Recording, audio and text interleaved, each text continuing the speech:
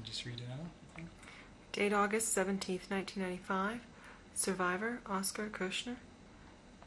Interviewer, Ricky Hellick. Calgary, Alberta, Canada. The language is English.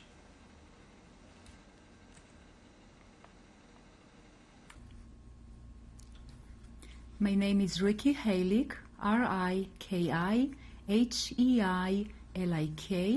Today's date is August the 17th, 1995.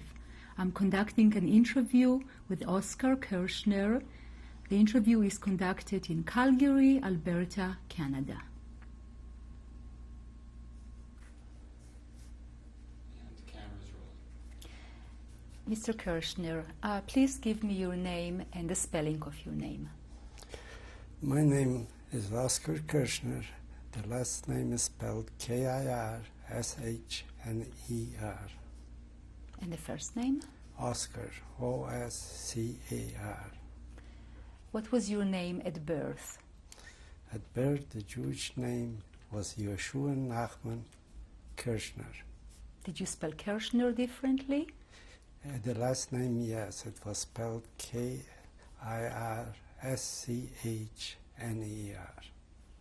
Your birth date and your age, please. Well, I was born in 1926, sometimes in spring. Date, I don't have it.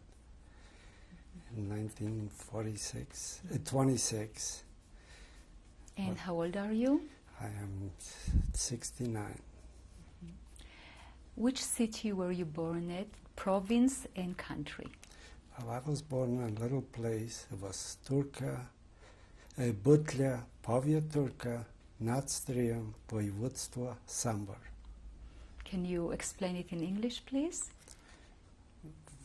Like what? That's The province? the province. What was the city and what was the province? The town was Butля. The city was Turka. It was by Stri. Stri was a big water, actually. And Sambar was the district. And that was in Poland. It was in Poland at that time. And can you spell Butla for us? B-U-T-L-A. Okay, thank you. We will begin with a description of what was life like in your town in Poland before the war. Could you share some of those memories with us? Oh, sure. We were a family of 9 kids. My father got married twice. I was from a second wife, really. And we did have a little farm. You were living, growing potatoes and a little crop. And we had cattle, some cattle. We also had horses. My older brother from the first wife, my stepbrother, he used to haul logs to where they make, they cut up the logs and so on. We had lots of trees in our district around, and that used to be pretty well what they did in the winter time. We had lots of snow and ice, so in the winter time we used slates and hauling trees to the factory. Describe yourself as a child. What do you remember? Well, I was born the second to my mother. I had one older sister. This is my real mother. Of course, as being a boy, I had lots of privileges and I was spoiled a little bit. I would go to school. We had private schools. We didn't go to the public school because in the public school they had crosses and you had to go without a hat and all that. And the family was very religious. The girls could go to the public school, but not the boys. So we had private schools. They used to bring in a teacher every year. He would go every week or 2 weeks to a different family to eat and to sleep. And we would go to Cheder, it was called, every day, starting up early in the morning. There's soon daybreak. And we would stay till late at night. We would learn the religious things. We also did learn Polish, how to write, and mathematics and all that. And That was going on till I was 12 years old. After I was 12 years old, of course, I was about 13 actually when I had, before my bar mitzvah, I learned the bar mitzvah and everything else. But in 1939, the war broke out between the Russians and Germans in Poland. So we couldn't bring in any teachers or anything. And that's when I quit going to school. And I'd like to take you back to your childhood before you move on. Do you remember that Melamed? Do you remember any special stories about that person? well, I remember him very well. Well, we had every once in a while, we got new ones came in. But when it came to my bar mitzvah, it was a fella, he was related actually to us. He was living not far away. In the front he had a little store, like a grocery store. In the back was a little room where he was teaching us. His name was Stemmerman, Avrum Stemmerman. And a matter of fact, when I was a few years ago in Toronto, I met his brother. We started talking and he told me that was my brother. What do you remember about that Melamed? Well, it's not too much to remember. You had to behave, you had to do your things. If not, he would give you a little pinch in the back or give you a slap in the face. There was no rules like they have today that you cannot give a kid a licking. He was pretty well in charge in the whole thing. He had a little beard. We came in the morning, we had to have our prayer and everything else. That was part of the routine. What did you do after Cheder? After Cheder was pretty well late at night, it was time to go home. We didn't have no time like here they have for sports to play ball or anything like that. Our full work was to go on Cheder and learn. The parents paid and they wanted to make sure you get your money's worth. The only time we got off is Friday. Friday we would learn only half a day. Friday afternoon, we would get ready for Shabbos. Father would go to the mikveh, and mother would cook and prepare for Shabbos. We had an oven. Every family had an oven where you bake your own bread, and they used to bake little loaves of bread separate. It would be my friend and me. We would go out and give it to the poor people, so they would have something to eat for Shabbos. So you That made was chalas, routine. separate chalas. Separate challahs for the poor tzedakah. people to give it away. We also used to go to the river. We had a river running in front, not far from our house. We used to go in and catch fish. My mother, when she had the big dish where she was mixing the bread, would be a little left on the side. We would put in big rocks and put it in the river, and the fish would crawl in to eat. And then we would jump in, pick it up, the whole thing, take it out, and get all those fish. And then we had fish for Shabbos. We even caught fish enough so we could have for the winter time. They would dry them out so they could stay for the winter. Do you remember playing games with your friends? Well, and your brothers? games we played only on a weekend, on a Saturday, which we had only one day. And that we were not allowed to because you run around and you ruin your shoes. Like shoes, actually we were going barefoot. We couldn't afford to have shoes. The only shoes they bought is for the holidays or Shabbos to go to the services. You put on shoes. You couldn't go without shoes to services. You had to be dressed. For your high holidays, we had a present. Somebody would, mother or father would buy me a pair of pants or a pair of shoes. That was a big treat. You didn't just go out in the store and buy what you wanted. Mother used to milk the cows and took the milk, put it up where it's warm, so the milk would get sour on the bottom, would be cream on top. The cream we would collect and put it in a special thing they had where you make butter. And the butter they would go into the big city and exchange it for salt, sugar, or clothing. That's like potatoes, food, We would grow it on a farm, but you couldn't grow salt. You had to buy sugar. You had to buy a little oil. You had to buy to cook with. So that was going on day after day. That was a routine. Mother would look after the house, and also we had a big garden. And in the farm, she would go out and grow carrots and potatoes. We used all our own stuff.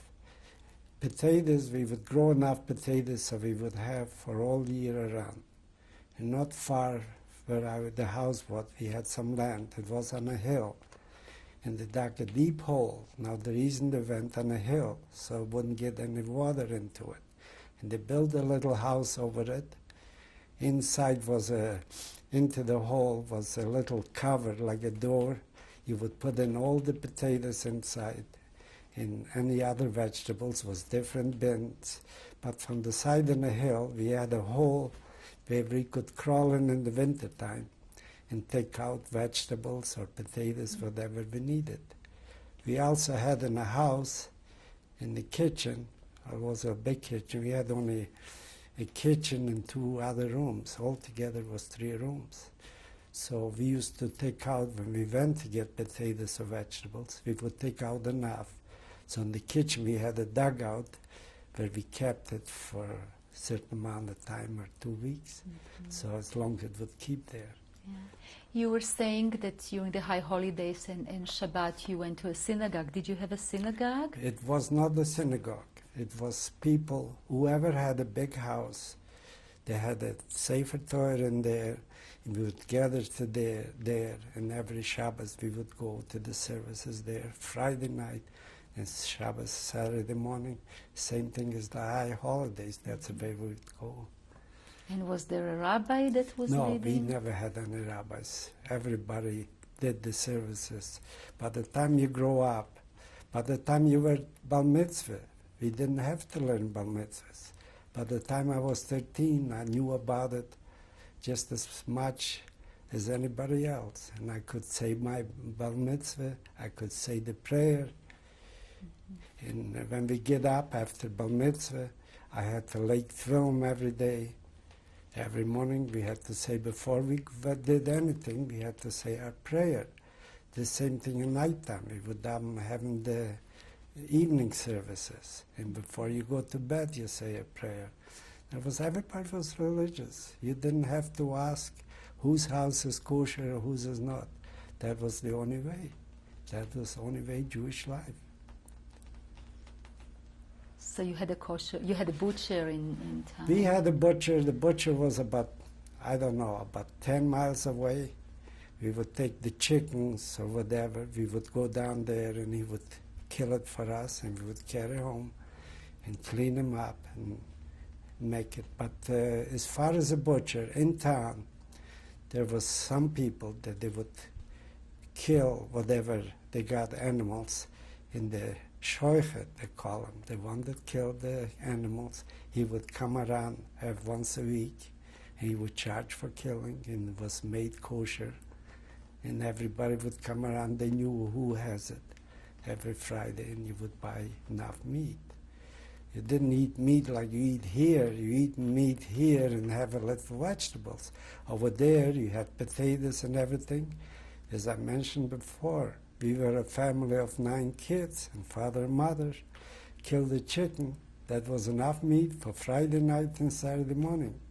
You had a taste of the chicken, but you had the soup, you had the kigalach, all the Jewish things you had to eat. Mm-hmm. But your main course was not meat. Meat was a taste of it. Oscar, tell us about your family, your parents and your brothers and sisters. Okay, my family, my father was older. By the time I came to the scene, I knew about it. My father was married to a woman first, and they had 4 kids. Apparently they had lots of kids between them, but they died too. So my father fathered, I didn't know his first wife, 4 kids. The older sister was married by the time the war broke out already. Her name was Mendel. She was born let me see. She was born in about 1904. And after that was another boy born. His name was Chaim. Chaim was born in about 1906. This is the fellow that used to go with the horses and haul timbers to the mills. After was another daughter that was born. Her name was Recha. Call it Rachel. She's the one that's still alive. Then he had another boy, a younger boy. His name was Getzel. And he's the one that got killed during the war. Okay. Before the war, actually. Before. Go ahead. After that, his wife died. She died on cancer. And he got left with 4 little kids. Pardon me. So he married a niece to the first wife, really. And she was much younger. And that's what was my mother. They kept it in the family. The Zayda, whatever the Zayda said, he had a long beard. That was it. And that was his granddaughter he married. First he married his daughter, the first wife. Second one was his granddaughter. So my mother was much younger, actually, than my father. And then they had a daughter born. Her name was Nettie. She was born in about 22, something like that. After my sister, it was me that I came in 1926. As I say, I was a boy born, and I thought it was something, have another boy in the family. That was very important to have a boy in Europe, because then, if they died, somebody had to say Kaddish after them. After me, there was a girl born much younger. Her name was Sura. After was a girl born after my grandfather died. There was another girl born, and her name was, they call it, I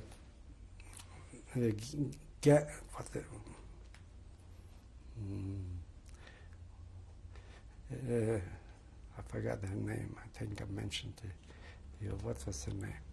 And they named her after the Zayda. Oh, her name was Shloma, because the Zayda's name was Shloima, so they had to have somebody at the name of it. So they called her Shloma.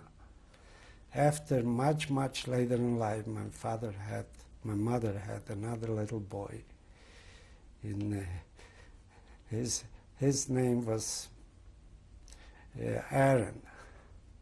He was only about 5 years old when the war broke out. Mm-hmm. And what was your mother's name? My mother's name was, they call it Levsha, but actually was Izleya. Mm-hmm. In Ukrainian they call it Levsha. And do you remember her maiden name? Her maiden name was Langenor. The reason I remember her maiden name, she had a brother, and he was in Siberia, and he survived the war, and he was living in Israel after, and his daughter is still alive in Israel. What was the Jewish community like? Was there a kehila? Was there, do you remember? No, it was nothing. They were just together on weekends. We had about 25, 30 Jewish families. But the town where I was living was quite long. So they had the services in 2 different places. One was in one end for the West End people, and one was in the East End.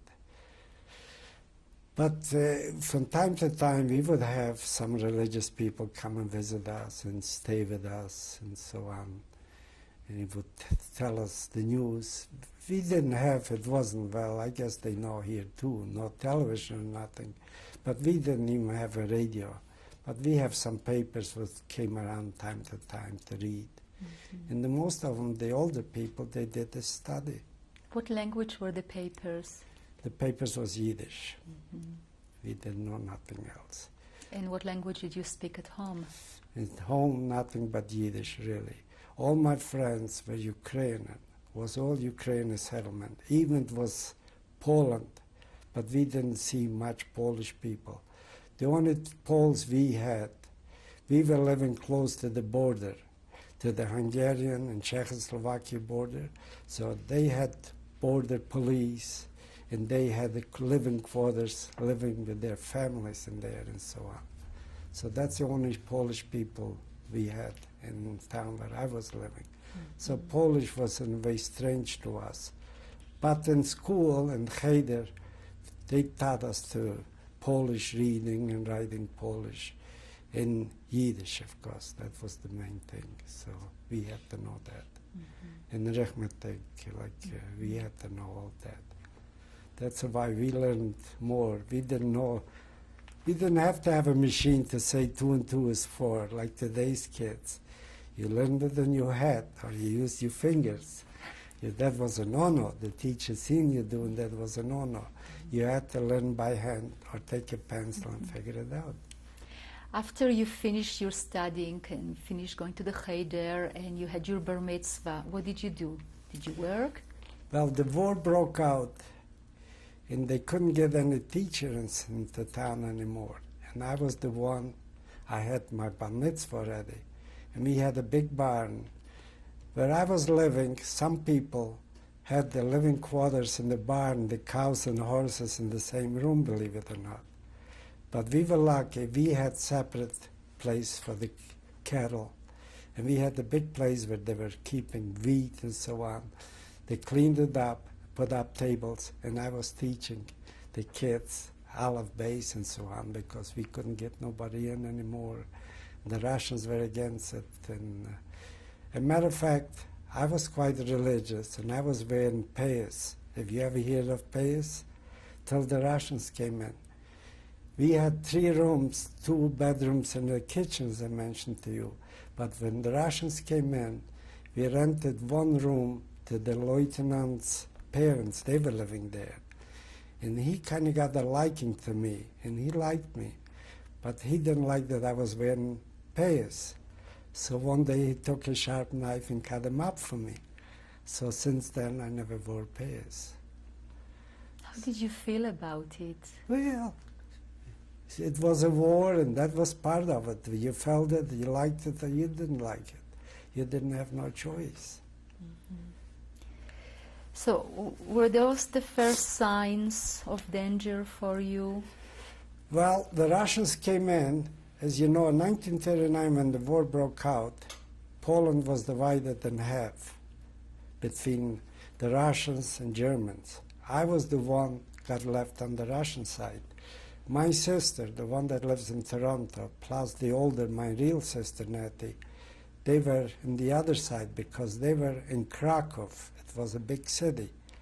My sister, once was alive, she was tailoring. She was a tailor. And the other sister, she was only about 8 at the time, 18 or 19. So she was babysitting. She was working in the house, helping out. So when the war broke out and the Russians took over where I was living, but the other side where my sisters were Germany, and they couldn't come home. As a matter of fact, they came home after a while. What they did, there was a big river. It wasn't a river, it was a big water, and they had to swim across to come home because over there was getting rough, because that's where the Germans looked after. That was in Krakow. And our side was the Russians. We had pretty well freedom. They didn't come in and take away anything they wanted, like the Germans. But they wanted to buy the cattle. They were living from, and we had to rent them rooms. We didn't have much a choice. We had to share our living quarters with them. That was the Russian army. That was in 1939. And that they were there till 1941. In 41, then it started up again. The Russians had a war with the Germans. It wasn't very long. By the way, Poland, I think the whole war was 8 days, and the Polish were finished. So it didn't take very long when the war broke out between the Russians and Germans that the Germans chased the Russians out. They ran away. They kept running because the population around there, they didn't have a chance to survive. The Ukrainian people that were living around there, they turned against the Russians. And they were kept going back and back overnight. They were just taking off. In 1941, we had the Germans came in. So it changed again. So What happened to you then? well, it's nothing happened to me for a year. We were living in our house for a while. The first thing they did, they told us that all the Jewish people, they have to have armband with a big Magen David on it, so they could tell who is Jewish. We were not allowed to deal with our neighbors, even talking to our neighbors. Then they took away all our cattle. They took away all our ways of living. We were not allowed to go in the field anymore, and so on. Things were tough. My mother would go to the neighbors, even if it wasn't allowed, in exchange silverware, dishes, clothing, for potatoes, for peels from potatoes. Never mind, potatoes was too good, but even peels from potatoes. We would pick green stuff that's grown by the fence, thistles and so on, and put it in hot water, make it distilled, make it so it won't be burning, and mix it in with potato peels so it will stick together, and bake it, and that we would eat. Then we took one cow and gave it to a neighbor. We figured the good neighbor, give him a cow so we could go once in a while over there and get milk from him. And that's how we got milk. You weren't allowed to keep a car? We were not allowed to cow. They took everything away from us. That was the first fall. They took everything away from us. We were not allowed to have anything in valuables. Then they took away anybody had gold or jewelry. That was all confiscated. You had to turn it all in. So, what did you feel like when you had to wear the armband with the yellow star? you couldn't help it. If you went out and you didn't wear it, they would come up and clobber you, or they would shoot you and so on. If you wanted to live, you had to wear it. And that was the rule. You couldn't go out the house without wearing a star. We even had the river. That's where we got our drinking water, from the river. If we would go out for water, we couldn't even go out get water without wearing a star. That was the law. And we had to call it the Judenrat. They picked from the Jewish boys. And they would come and advise us what we can do, what we cannot do. So that went on over the winter. It went on till next spring. That was going on till 1942. Actually, it was more closer in the middle of the summer. I cannot remember which month. How old were you at the time? In 42, I was about 14 years old, 13 years old.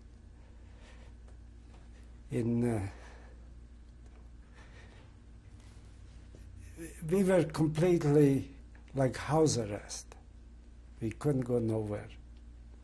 So one day, it was actually on a Sunday, I remember it was Sunday, they came around and they told us that we will have to gather all together, all the Jews, loading us up on our horse and buggies, and they took us into Turka. That was the main city. Now, I was at the age, I was vulnerable.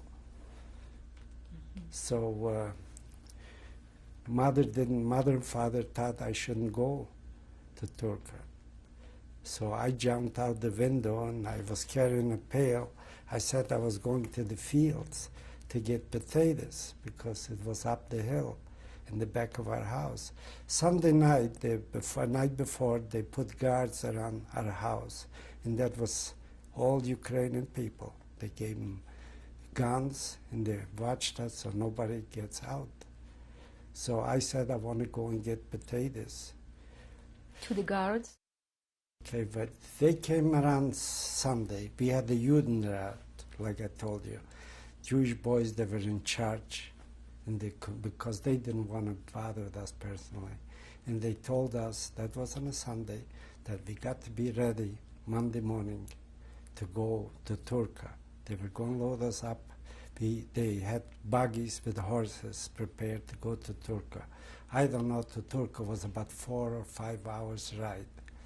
So my mother thought, and father, that I'm vulnerable. If I come there at that age, they will take me. They thought they'd taking us to work. What they did really, they took away first all the working force. Lots of people say, how come you didn't fight? How come people didn't fight? Well, they were very smart at it. They took all the young people, certain age, between 20 and 30. They told them they need them to build roads, building bridges. They took them away. All that's left then is young kids, mothers, fathers. So I had 2 sisters. They worked in Shanke. That was about 5 hours walk from the house where I was. The only problem, Shanke, I had to go out, it was to the right, to go up, straight walk. But it was open, and I couldn't go there, and all the guards were there. So I jumped through the back window, went up to the fields, and I had a little pail. I said I was going to pick potatoes. And they were watching me. Once I passed the potato field, they started running after me, but I was far enough away, and I ran away in the woods, and I walked, must be 2-3 hours before I came where the woods and the river kind of met each other. So I ran across to go to the other woods so I can go around and go back where my 2 sisters were. They were working for the Hungarian army. They were Jewish army. The only difference it was they didn't have no guns. The Jewish army in Hungary, they gave shovels instead of guns. So my sister was working for them, washing their clothes. They used to take eggs for them and so on. So my mother told me I should go there and they will hide me out. So when I crossed the river, I had some kids started chasing me. They see me going. Naturally, I ran across the river, ran up in the woods, and I was lucky. And I landed up close to Shanke, and I met 2 other kids. They were going there too because their auntie was working there. So we went in. We were scared to go to the camp where the Hungarian army was. So, but we waited there for a little while, and then somebody came out and took us in. And we had to hide there. They had barracks, and they had the upstairs was nothing, just like 2x4 or 2x6 with gravel in it. And so we walked in there, and they hid us there. And my sisters, they would bring up every day a little food for us. Even we had to go to the bathroom, we would go upstairs in the corner. But we had to watch it.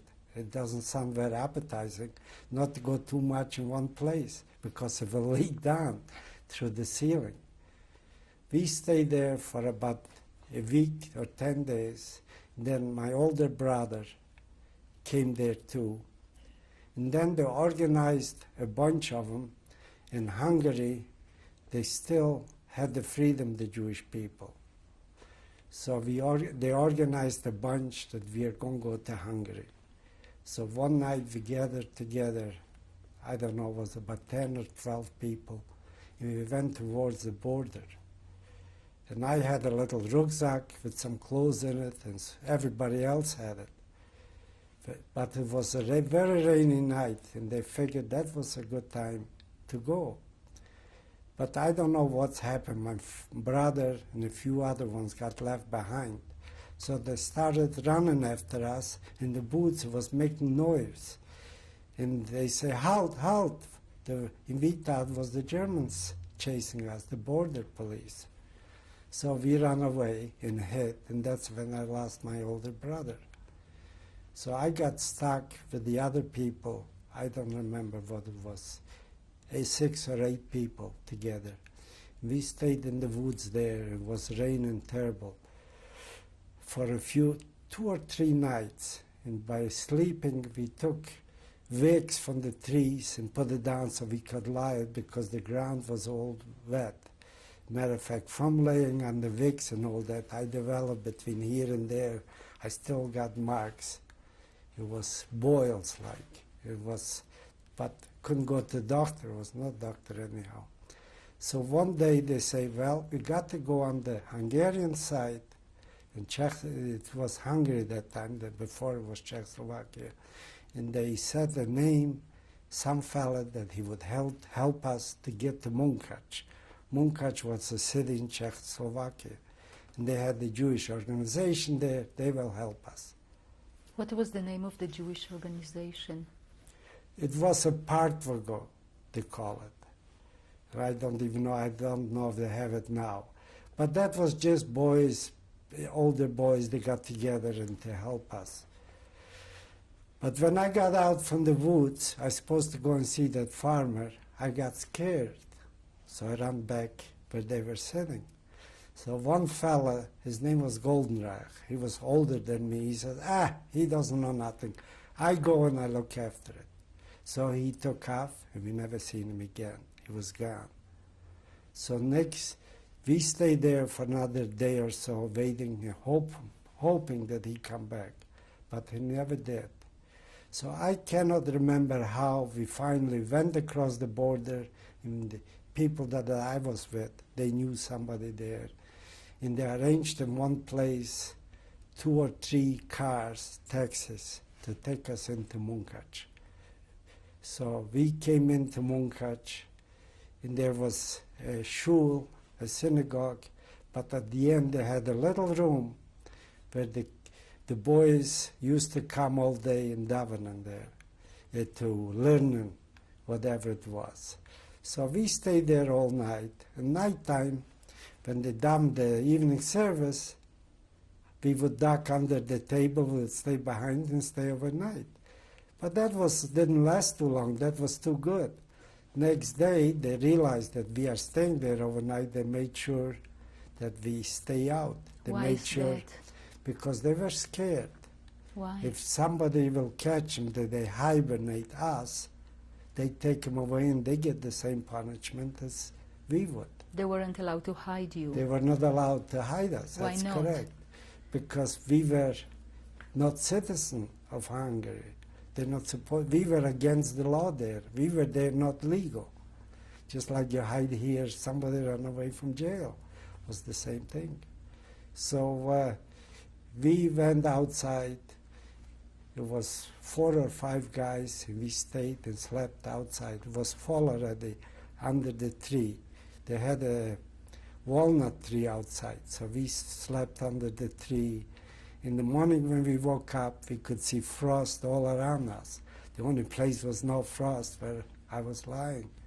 Meanwhile, I had those boils. The shirt would stick to them. And I had to tear it off, and there it was raw, but we couldn't go to a doctor. Nothing. We couldn't get powder, nothing. After we stayed there for a while in Munkac, I think it was a couple weeks or so, they decided things are getting too dangerous there. Too many people know that we are there. So they figured we should go to Budapest. Budapest is the main city of Hungary. And there they already had a big committee, they had a big organization. Now in 1938, I believe it was, they sent lots of Jewish people out from Hungary because they were not citizens, they were not born in Hungary. They sent them out to Poland. Of course, lots of them died. Some came back, So, but that time, that was already 1942, they let whoever came back and survived, they would give them papers and they could be free and live in their own homes.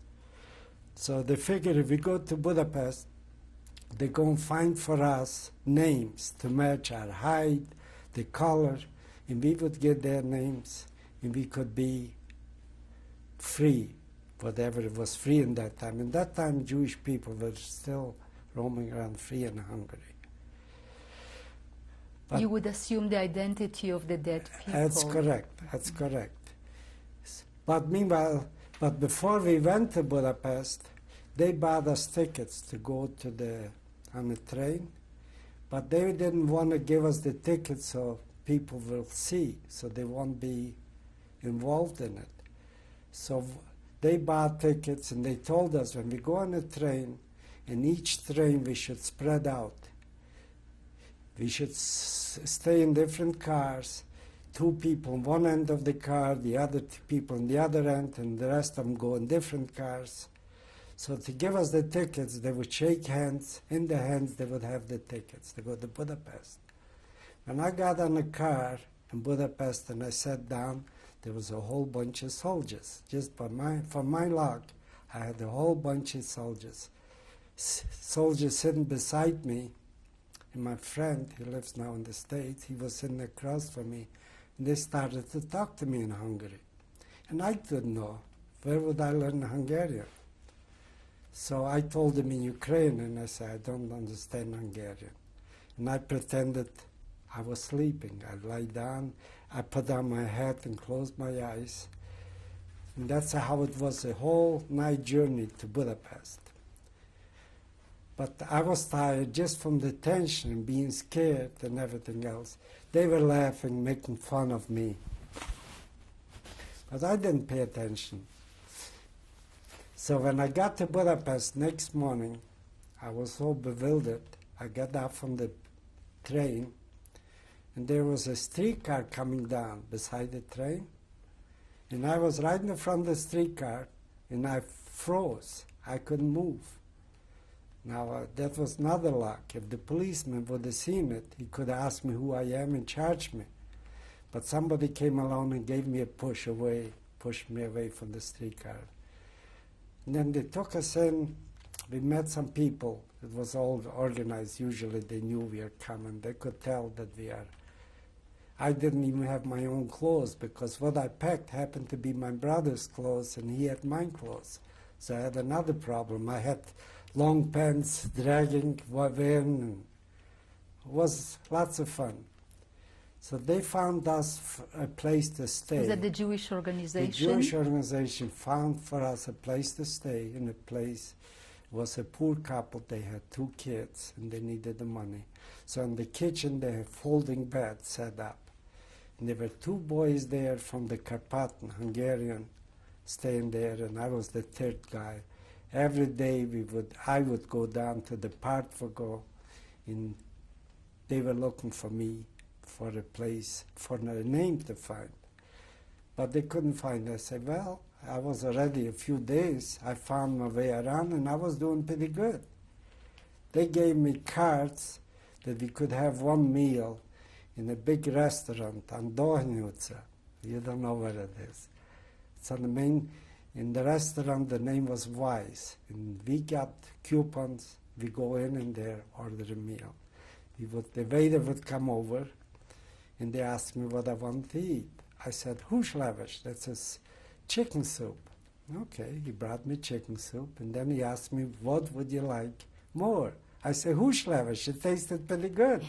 So they were laughing. But after a while, I learned. They also had lots of fruit stands outside. Melons, they have beautiful melons in Hungary, sweet. But we didn't have no money to buy it. So we would go, 2 or 3 guys get together. One of them would go into the store, talk to the clerk, and the other one would steal a melon and get away. When you need it, you steal, you do anything you need it. So in daytime, what could you do in daytime? We had a little place. Downstairs was a bakery. where they used to bring for Shabbos for chulin, all the little wagons bringing for chulin. And upstairs they had a little place, learning place. So we would sit there all day pretending we were studying and all that. And matter of fact, I had a problem because I came from a little place, and over there they had a toilet. You had to pull the chain to flush the toilet. The thing was overhead. I would use the toilet, but I didn't know how to flush the toilet. And the woman was looking after it. She would come out and she would always check after me. She already knew it. And she would bawl the heck out for me. But I didn't understand what she was saying anything. I say, okay, talk to the wall. What do I care? But I learned how to live there. I met a fellow that came from Turkey. Actually, he was outside of Turkey. He was much older than me, and we kind of paired up together. He lives in the States. I just went to see him a few months ago. He's very sick. So I would go down to the market. They have open markets there. And I would go down there, walk around, and lots of women, I could tell who a Jewish woman would buy a bunch of fruit and stuff. And I say, can I help you carry you? Sure. So I would help. I talked in Yiddish to him, otherwise I didn't know Hungarian. So I would help her carrying home the groceries, whatever she bought, and then she would give me a sandwich, give me something to eat. Sometimes I was lucky. She would even give me a sandwich to take it over, and I gave it to my friend to eat. In this kind of time, you share. You share the last bite. You have 2 bites, you give it to one of your friends. What happened next? So I used to go up there and sit with my friend. One day, 2 policemen stopped me. They were undercover police. And they took me into one of those doors. Over there they had big apartments. I don't know how they built them all around.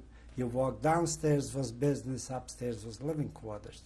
So they called me and say, where are your papers? I said, I don't have any. I just came to town today. Tomorrow I'm going to the committee and get my papers. You got to learn to lie. You do anything. They looked at me and they asked me what I got. I showed them I got a sandwich. They pat me on the shoulder and they let me go.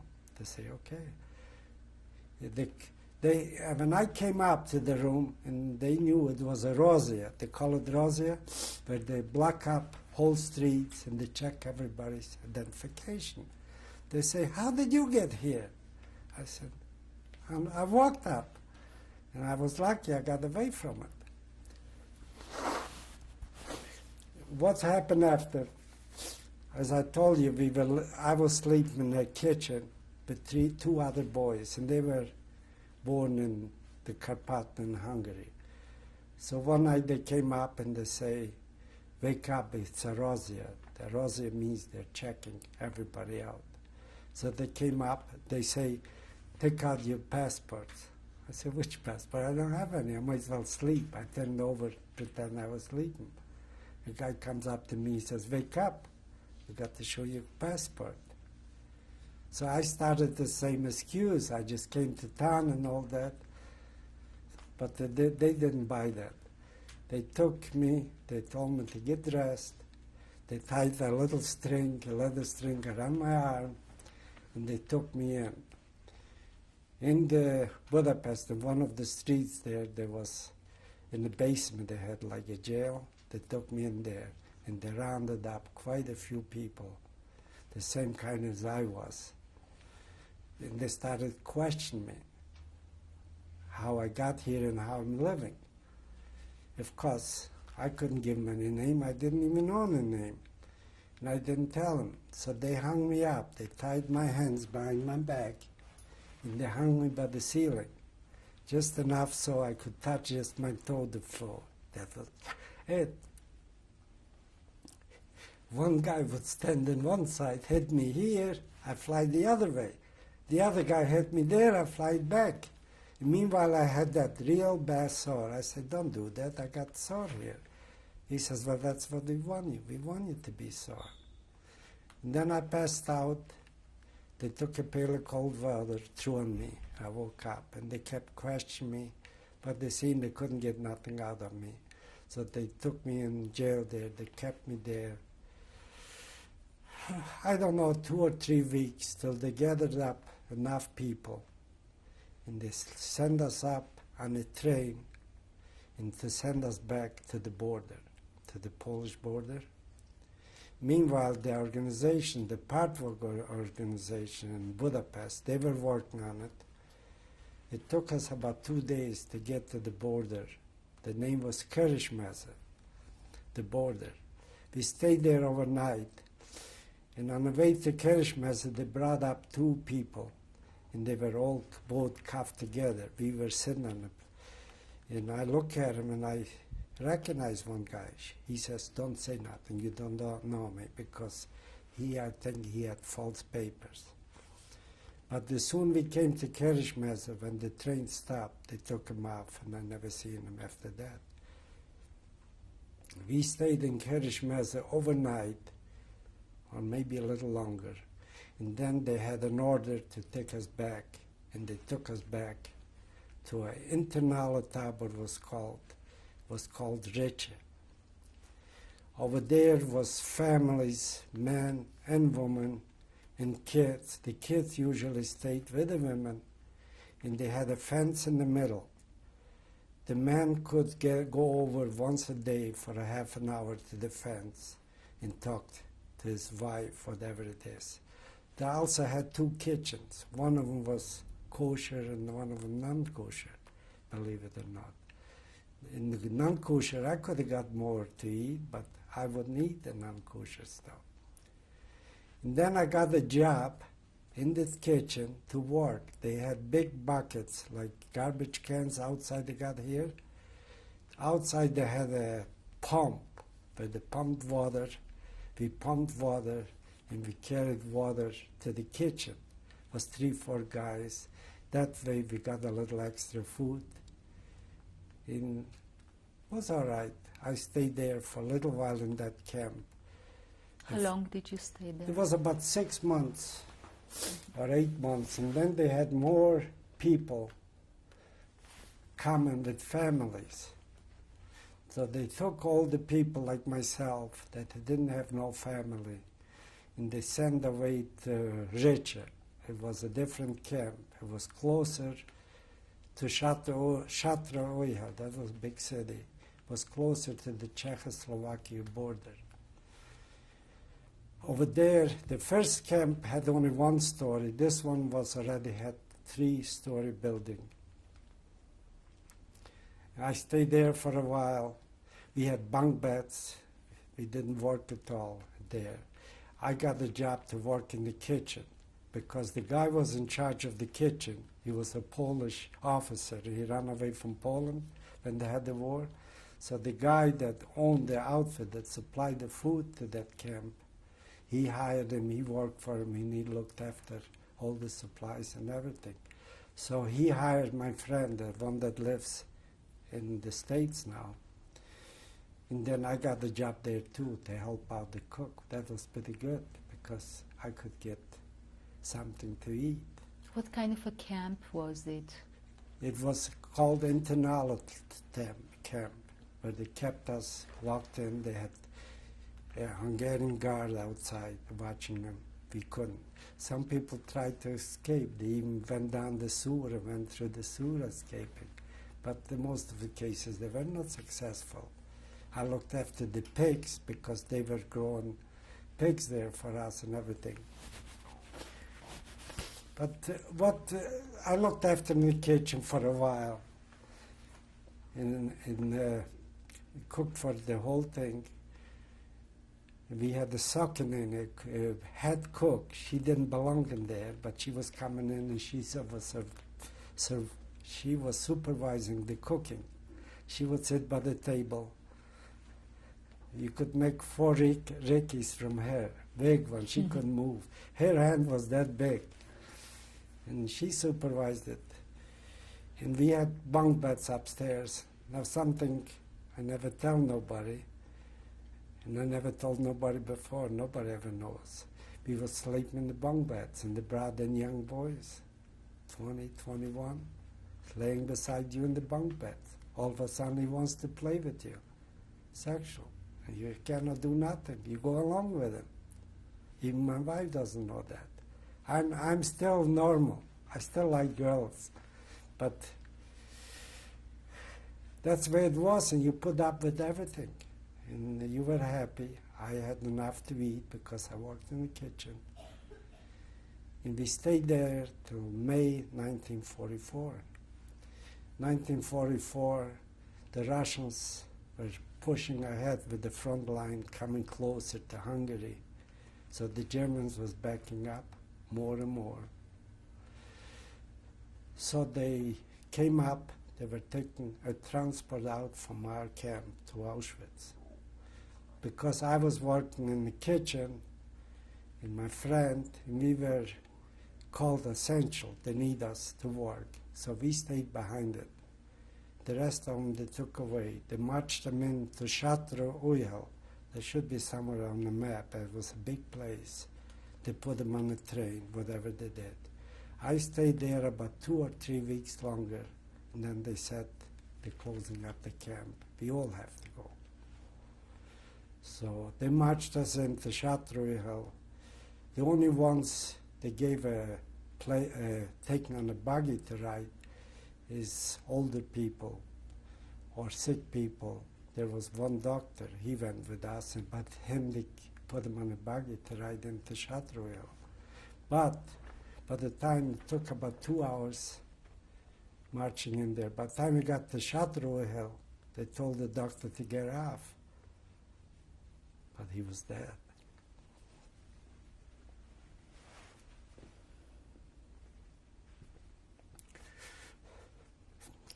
Anyhow, so they loaded us all up in boxcars, closed cars. Actually, they were cattle cars.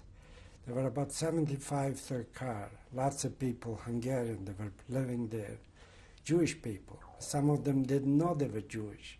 They would call us names, dirty Jew. But the reason they weren't there, because they were Jewish. And they told them they're taking him to sanatorium. They packed up bedding and everything else.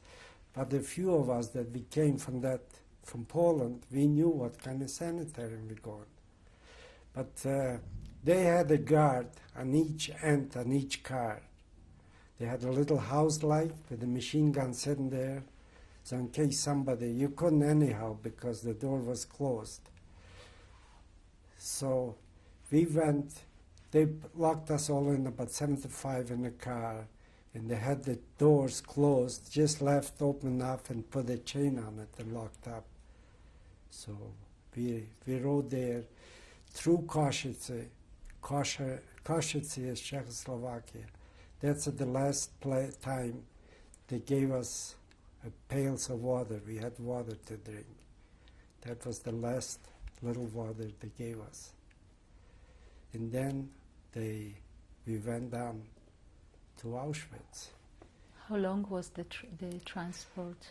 The transport was about 3 days. But when we came to Auschwitz, actually it was Birkenau. We didn't know the difference. Nobody told us. We stayed over there 2 more days on the cars because there were so many transport coming in and they couldn't handle everybody. So we stayed about 2 more days in the cars till they unloaded us. So you were for 5 days on the transport. Oh, yes. But the last time they gave us water was in Košice. And after that, we had Polish people walking by, the worker. We asked them for water. And they say, you see that smoke up there? You don't need no water where you're going. We could smell the smell of bones. When you burn bones, you smell it. We were miles away from Auschwitz. So we stayed in the cars till they came up, and they opened up the cars to unload us all from there. So they came up, opened up the cars, and they told us to jump out from the cars. There was quite a height to the ground. We had to jump out. Anybody couldn't jump. they send up the coppers, workers there, to push us out. Anybody couldn't jump out. In the front, they had set up 3 or 4 tables with SS. That's the first time I actually seen the SS, German people. Before was all Hungarian or Ukrainian guards and so on. And was tables set up, and they would call us up and ask us the age. I lied my age. I told them I was 22 or 23. Why? Because we knew if we are younger, we won't survive. The kids and the sick people, they sent to the left. The women too in that time. They all went to the left. Us, anybody was in good health, we all went to the right. Even you had your own family that went to the left, you didn't notice it. It was going so fast. They would say, Ruckzuck, schnell, schnell, schnell. And How did you know? Birkenau or Auschwitz, the coppers, they came up and pushed everybody out. And when we came to the tables in the front, there were 2 SS guys sitting by each table. They were long table, like the portable tables we have in the center, long. And it was going very fast. You were losing people, you were with it, you didn't know. Matter of fact, there was one guy with us in the car that he didn't want to survive. He tried to commit suicide in the car. He had a razor blade and he cut his wrist. But they say when you cut your wrist, you cut your main vein, you bleed to death. Matter of fact, some people were so thirsty in the boxcar, they bent down and sucked his blood. But he didn't die. But as soon they opened up the doors, the boxcars, he jumped out and he knew it, and he ran across the field and they shot him. They opened up a machine gun, so he just dropped. Did you know about Auschwitz, Birkenau? You knew about it before you went there. We knew about it, we heard about it. Like the Hungarian people, Hungarian Jews, they didn't know. They thought they're going to a sanatorium. But we knew about it because we heard it way back in Poland yet and all that. We knew that they take you away to all those places. You don't come out. We didn't know the extent exactly what it is, how they kill you and so on. Anyhow, I was marching to the right. Women and kids went to the left. We never see them. That was the end of it. They marched us for a while, and they marched us into a big barrack. The barrack must have been 200 feet wide and about 500 feet long. And we all had to go over to one side. They told us to take off all our clothes. All we could hold on is our shoes and the belt. The rest of them, just leave it where you are. When everybody was undressed, they marched us back to the other side at the barrack. And that's when they shaved us. Well, not shaved, they cut all our hair upstairs and downstairs. In the middle on the head, they had about inch and a half wide strip. We call it in the camp Lauserstrasse, Lice Street. That's because the lice were so fat, that's the only way they could walk is in where there was no hair. After they finished with us, with the hair, they marched us out the door, and by the door was a big bucket. It's a trough with a solution.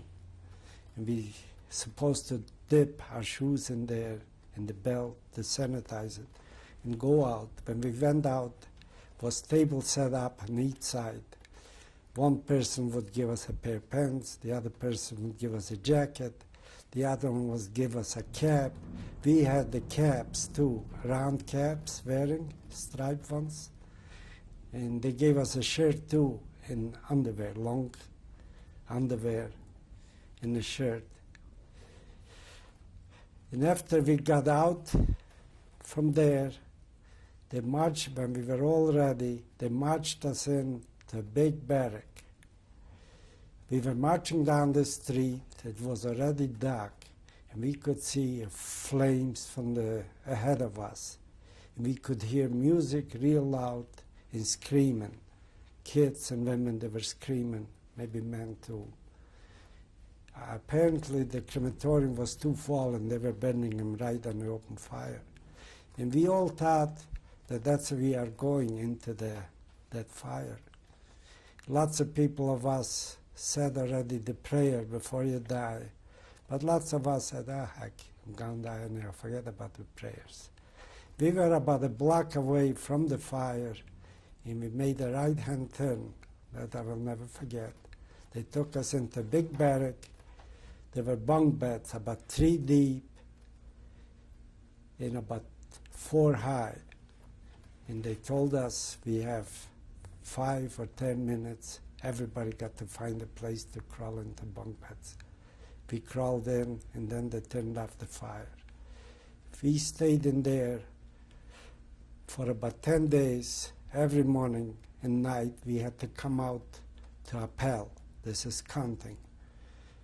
They would line us up 5 in a row, but we came out and was cool and real cool, and we all would gather up, push to each other to keep warm like the cattle do when it's cold. And they would come between the lines and hit us over the head, so we spread out far apart so they could go between us and count us out. Then they took us to the barrack to give us a little soup. Stay there, and then the afternoon, the same thing over. That went on for about 10 days. Then they marched us out to the train, and they loaded us up on a train. But this time was only about 50 to a train load. It wasn't quite as many. And they didn't lock the door. In the front of the door, they had a big, long bench where the guards, there were 4 guards sitting with us and watching us so we don't run away or we don't jump out. They closed the door on one side, but one side, that's where the guard was sitting. The guards tried to fool around, and one of the guards fell out. So they had to hold the train. We all were scared that they're going to blame us for pushing the guard out. But things was okay. I don't know what's happened to him. What's happened to him, I don't know. It took us about 24 hours, and we got to the camp. The name was Kittlestream. They unloaded us and lined us up on the Appel. In the Lagerführer was the head guy from the camp. He was German, and he wore the same clothes as us. The only thing, he had boots on. The reason he was in there, he was a killer. He killed people, so instead of putting him in jail, they put him out to look after us. That was the right guy to do it. So I had a pair of shoes yet from Hungary. Somebody gave it to me. They came and stripped me the shoes. They said they need the shoes. They gave me a pair of shoes with canvas on top and wooden soles. So I said, well, I cannot do it. I got to have the shoes. So I got hit over the head a couple times. He said, here's, you got paid for your shoes. And then the Lagerführer, the head guy of the lager, made a big speech. He says, from now on, you forget about your name, forget about your relative, forget about your home. Your name is the number, whatever they gave me. I cannot remember. They sewed down the number on the hat and the cap. We had the number here and the home number on our pants. And when they wanted to call us, that was the number. He says, your home is here. When you finish here, you'll end up in Gross Rosen. Gross Rosen, where they had a crematorium. So when they gathered up every day, enough people to load, they would take him to Gross Rosen. Or you were too sick or sick, that's where you ended up. And they put us in barracks. They gave us the bed, and I was lucky. My friend had, it was 3 high this time and 2 deep. My friend had the bed below me and I had it on top. But we were cold, so I would crawl down to his bed, or he would come up. This way we would have 2 blankets because we got only 1 blanket just to keep warm. Or sometimes if we're lucky, the guy beside me would die. So I would have his blanket for 1 night. So we were happy about it. So we stayed there, and they assigned us every day, most of the days, to a different job. We would get up in the morning, they call an appel, they count us, and we are all there. First they would give us a soup, potato soup the most of the time, but you didn't see no potatoes. It was water a little bit. That was for our breakfast. And then we would have to go out on appel, and they count us by barracks. The head guy from the barrack would go up to the front, or the guy that was in charge in the camp, and report to him, I got so many here, so many in the barrack dead or sick. Well, sick, you pretty well had to go, even you carried you out. So they counted us out from the barrack. After the barracks count, they divided us. We had to go to our working group. Each one new working group divided us up. And we stayed in the line with the group we going out to work, and they would count us again, and each capo would be responsible. They had a head capo, and then so many capos. I think it was 2 people for each 10 guys to look after us. They counted us, and then we would march out to work. In most cases, we walked to work. Some cases was far away. They had little trailers, you know, the army trailers and trucks, load us up on that and take us to work. What kind of work did you do? We were building warehouses. But when we walk out, outside the gate was a lineup, the Wehrmacht it was, German police, with every so many people, 2 guys would come with us, 1 from each side. We would go out in the woods. There was big forest, miles and miles. We had to cut off the trees, and they would make and build warehouses for the ammunition. The warehouses had the platform and the floor the height of a truck and the height of a boxcar. So when the boxcar came up to it, it was level with the floor on the warehouse. After we finished building the warehouse, they had little mine cars, and we put up tracks to go up alongside of it and put dirt up against the building, and every time we get higher, we just lift the tracks higher and higher till it covered up the warehouses. And then we would plant trees on top, so when the planes fly over, they wouldn't see the warehouses. Now we had rows of warehouses, just like here they built the new district with houses, that was warehouses. In the middle, like they have a street here, over there we had to cut off clean out the grass and the trees, so in case a fire starts on one side, it won't carry across to the other side. So that was our job. They would transfer us, some building the warehouses, some would clear the grass and cut the wood up, make it in stacks. We had Meinsters, they call them, head guys to show us how to do the cutting and everything else. In the woods, they would dig a hole, usually every second day, and get a piece of tree, cut it off, and nail it across. So that was our washroom. When you had to go to the washroom, that's where you went. We had blackberries growing all over the bush there, but while you were sitting, if you bend down, pick a berry, they would shoot over you. You're not supposed to do it. Lunchtime, they would give us a little clouded soup again. It would work till night, till it gets dark. Then we would march back into the camp. And every couple, when we march in, he would stop first and report how many people took out. He had a list, and they would count how many he bring back in, make sure everybody comes in. And we would have to go, they tell us to go to our barracks, and then they would call an appel again and count everybody again. And every night they would find us something to do usually, or we had to shave our head. Every so often they had to shave our head so it won't grow over. In case we run away, they could identify it easy and cut the hair and everything else. But the funny thing is, nobody was growing a beard there. The hair here did not grow at all.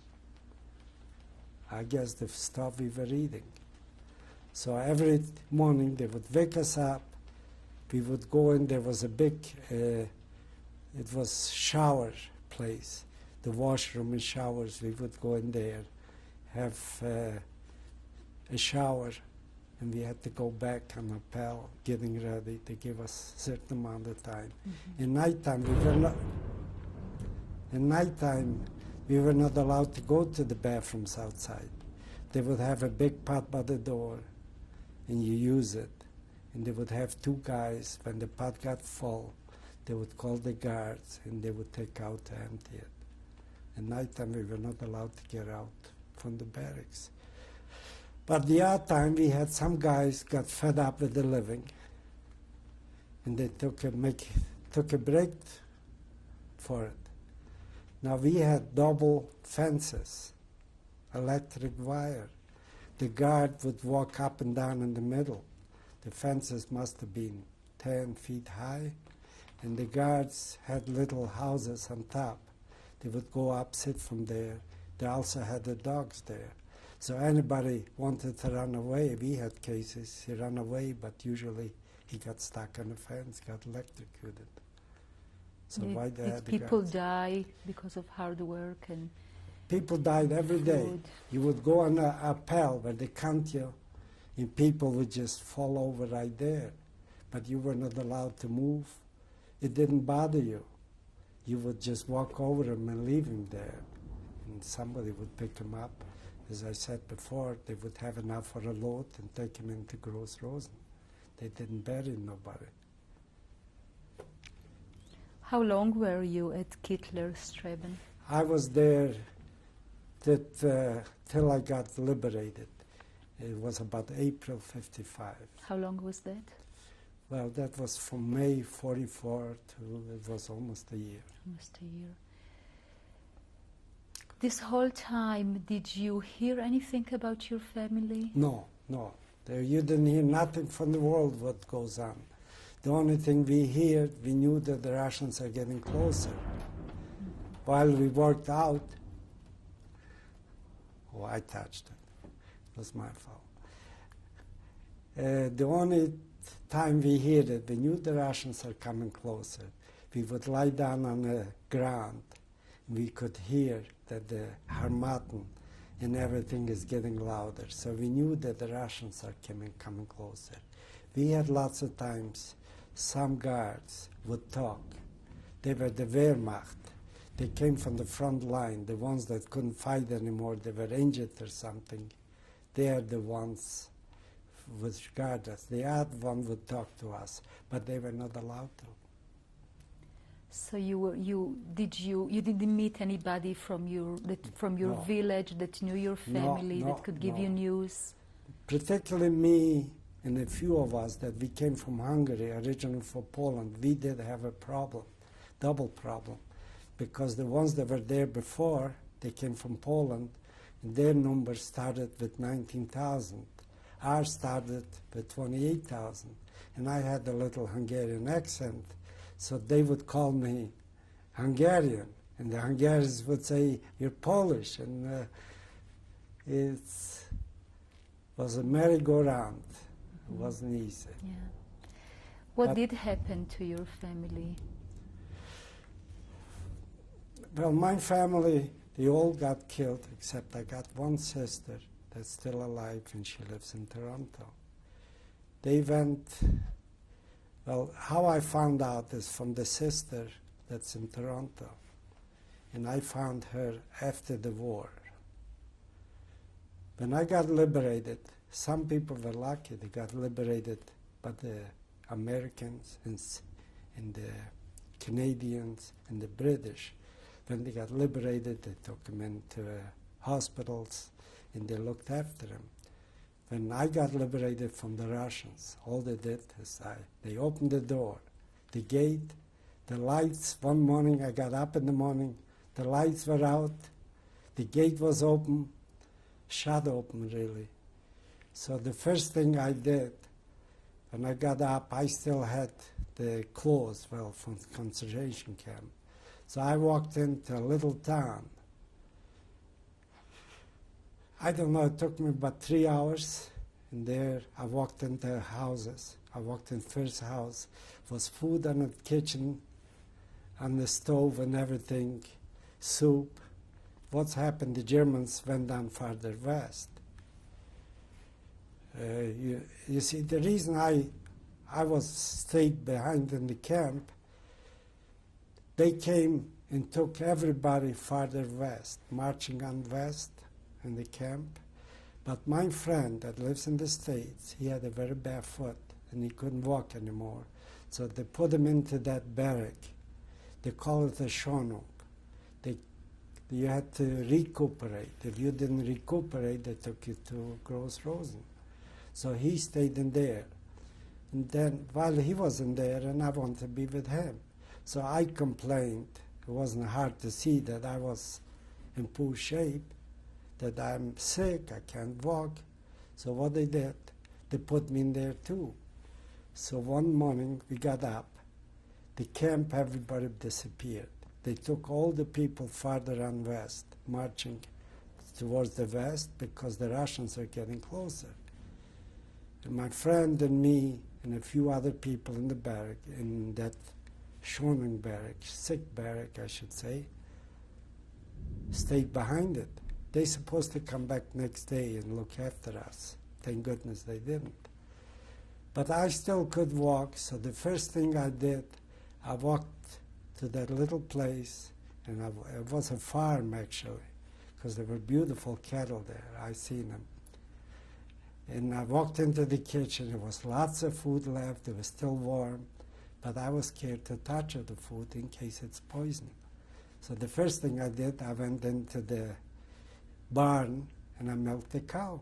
The first time I drank milk in 5-6 years. And I knew the milk wouldn't be poison. So and then I gathered together eggs. Well, you can't poison eggs. Not too easy anyhow. So I gathered together some food, and then I decided I better walk back to camp and give my friend something to eat. On the way to camp, I met him.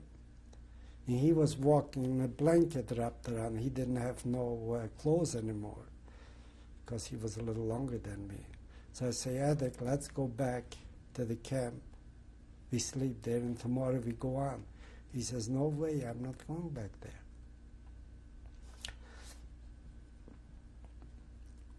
And just lucky because that night they came back and they bombed the camp. They destroyed it, the Germans. The Germans came Yeah. back. Well, they came back with the planes, not see. physically, not by foot. Mm-hmm.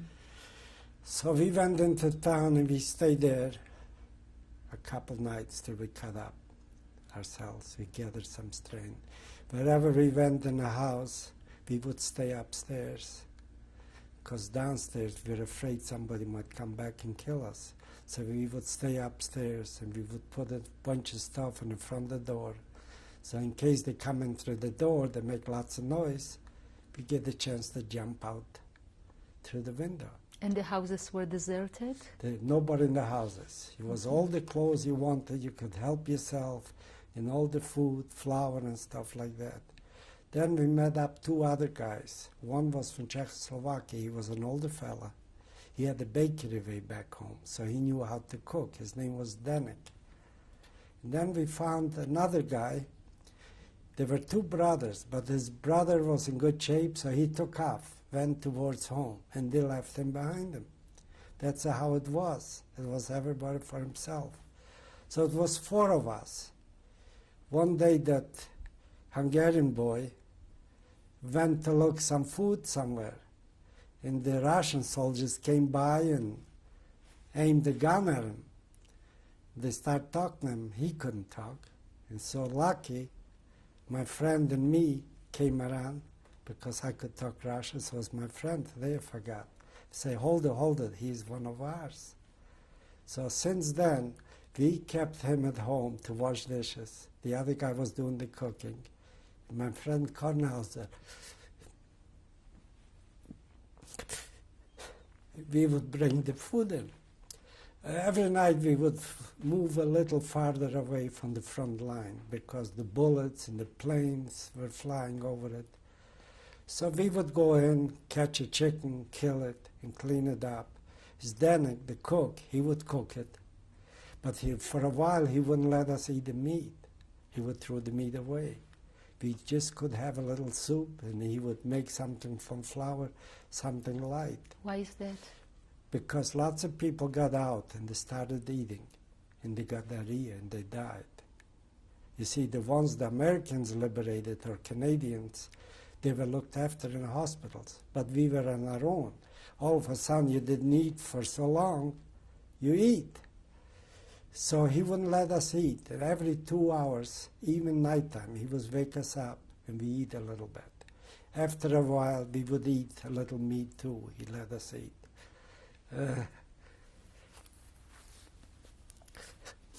So we kept going farther away from the front, farther away. All of a sudden, we ran out of chickens. Then we would catch a goat and kill it to have meat. Or then we would pick on a bigger cattle. Now the funny thing is, that's a very funny story. We were already in Moschenitz. It was a little town, a German town. And we come there, and it's a crossroad. One road goes straight through, and one of them goes to town. So we thought, well, we go into town and see if we find a place to sleep. And there's a goat walking around. We gathered, while we went away farther from front, we couldn't find any clothes anymore. So we had a 4-wheel buggy loaded up with clothes. We took it with us. And there's the goat. Gee, that's nice, you're going to have something to eat. So we go and catch the goat runs away. So my friend, the one that's in Cincinnati, and he was in Cincinnati, he's in Florida now, he grabs it by the back leg. And the goat started screaming, and he fell. So I ran over and grabbed the goat, tied it up to the buggy. We took her in to that big house. There was a bakery downstairs, but the living quarters was upstairs. And downstairs in the bakery, they had a big closet with a big mirror, a full-size mirror. We put the goat in that room, and the goat looked in the mirror and seen another goat. And we are upstairs. All of a sudden, we hear that big bang. There, the glass went, the mirror, because the goat thought it was another goat. So then we held the goat down and we made meat. So we had meat for a little while yet. We couldn't keep too long. There was no refrigeration or nothing. So, so we stayed there a little bit longer. And there was the Russian army established. They gathered up all the cattle because cattle is a big thing to have in the wartime. They got to have food for the soldiers. So there was a big rancher. So they had a big, big barn and lots of rooms there. So they gathered up all the cattle in there and the horses. And then they got all the girls, Ukrainian girls that came from the camp. They were in German camps. They liberated them, so they were sleeping in the rooms upstairs. We had lots of fun. We had only a couple dozen men, and no girl, but 150, 200 girls. But we weren't much used for anything either. But the soldiers had a good time. And surprising, they didn't want the Ukrainian girl. They said the Ukrainian girl, and we came home to Ukraine and we have Ukrainian girl. Now we want the German girl. But there weren't too many Germans left. They left. They went down farther west. So I was there with the Russians for a while, working for the Russians. My friend For the Russian army? For the Russian army. My friend worked in the office. He was the interpreter. He was a little more educated. And I stayed outside on guard. They would call me up on guard 8 hours a day, keep changing, the same as the rest of the army. The only difference was I didn't have no army clothes, just civil clothes. Did you get paid? And if you ask me accommodation, wherever you found a hole, you end up in and you slept. Usually I tried to be upstairs. I didn't trust to be on the main floor. Usually in daytime when I was on guard, sitting in the booth, we had a habit to shoot off all the glasses from the telephone wire, electric wire, destruction. We just had fun to destroy things. How did the Russian soldiers treat you? The Russian soldiers, not too bad, except my friend, he was in charge of the working crew and so on. And one girl, she was a German girl, he got her to clean up the chicken coop, and he didn't like it. So one day he says, let's go for a ride on a truck. Him and the chauffeur, he was an officer. So he drove out of town a long ways. Then he says, okay, you get out. He got out. So he took the gun and was shooting at him. But he rolled down, it was a gully, got safe. It took him 2 days to come back. And he came back, big officer, over him, asked him, where were you for 2 days? So he told him the story. So he called in the officer. He says, tell me again what's happened. So he just took his strips and just stripped him right there. But as a whole, they weren't too bad. There was soldiers from Uzbekistan.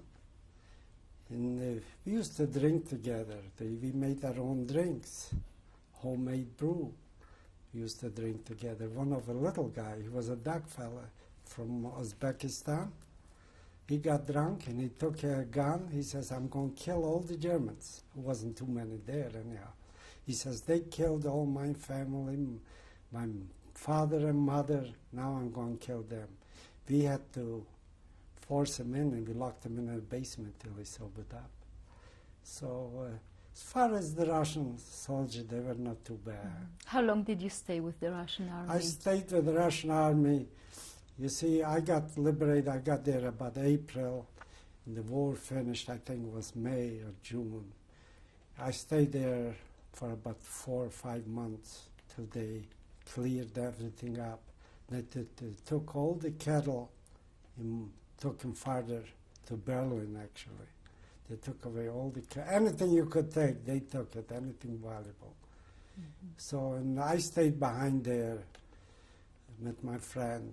Of course, we had they took the horses and everything else. I had a nice horse, I kept it for myself, so we could go into town in a couple dogs. We had a house, we just occupied it and living in it. Naturally, we had a couple girlfriends, they cooked for us and looked after us. So we stayed there till the fall, 55. Then we decided, well, we got to move on. 45. Pardon? Yeah. Follow 45. We yeah. got to keep going. So we decided we're going into Krakow. Krakow is a big city, as you know. And they had already a Jewish organization there, the Haganah and everything else, organizing to go to Israel. So we went to Krakow. We stayed overnight, and we had some clothes. We picked up some clothes. It was all free. You could go in any store and help yourself.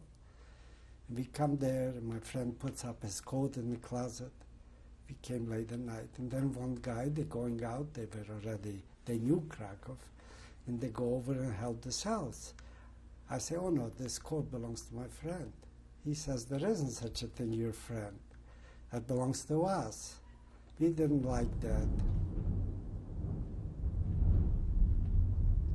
So we went back. That's because it was like a kibbutz, The a commune. kibbutz. We didn't want to share with nobody nothing. So we took the train back to Breslau. In the train, you didn't get a ticket and go on it. You just got onto it. The train was so full. Between the trains, they have different hookup than here. You don't walk from one car to the other.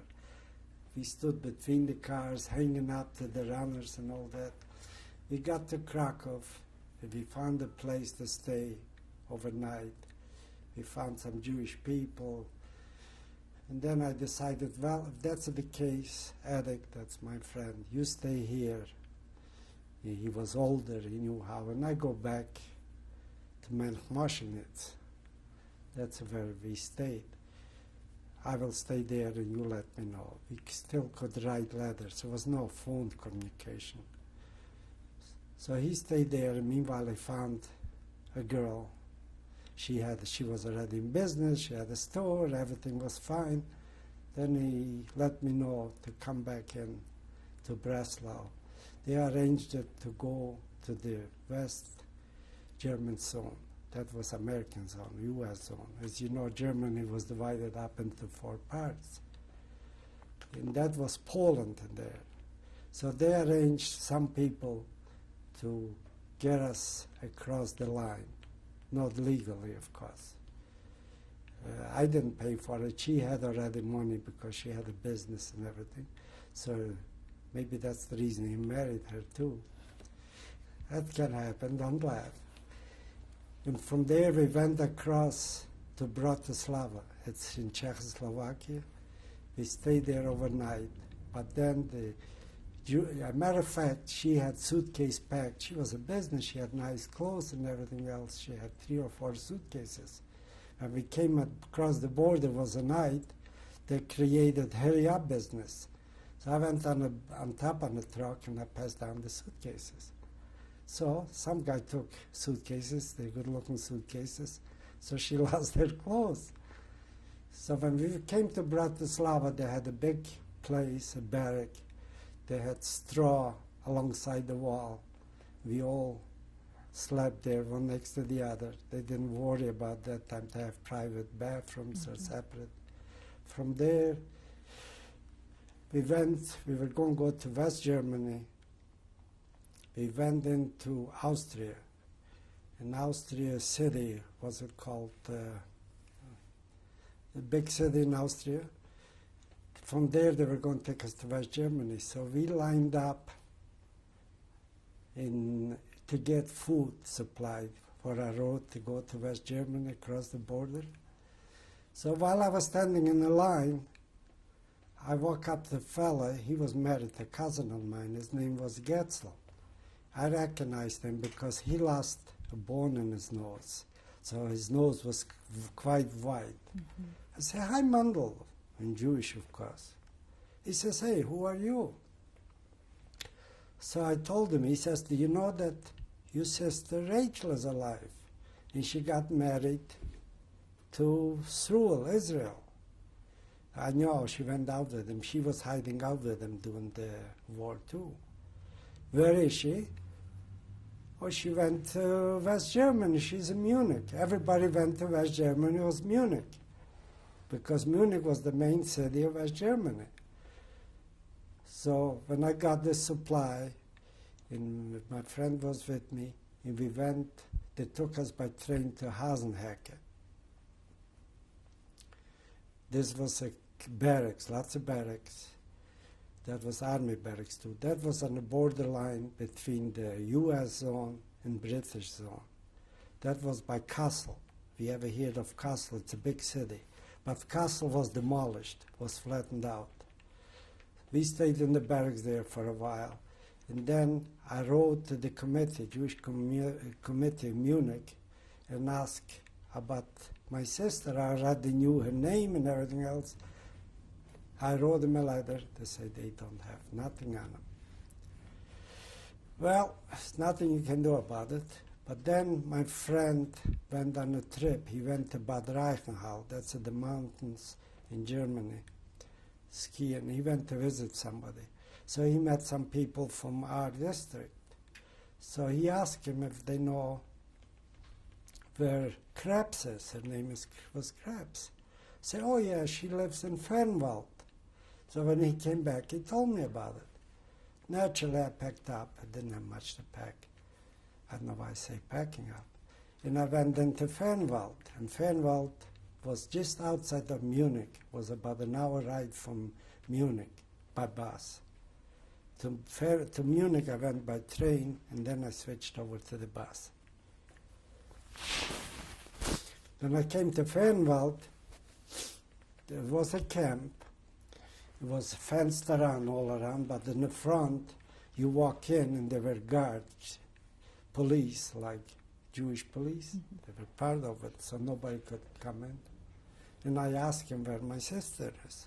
They say, oh yeah, they gave me the street number. It was streets, and they was quite large. And they told me where she lives. That will be a little tough, so be prepared.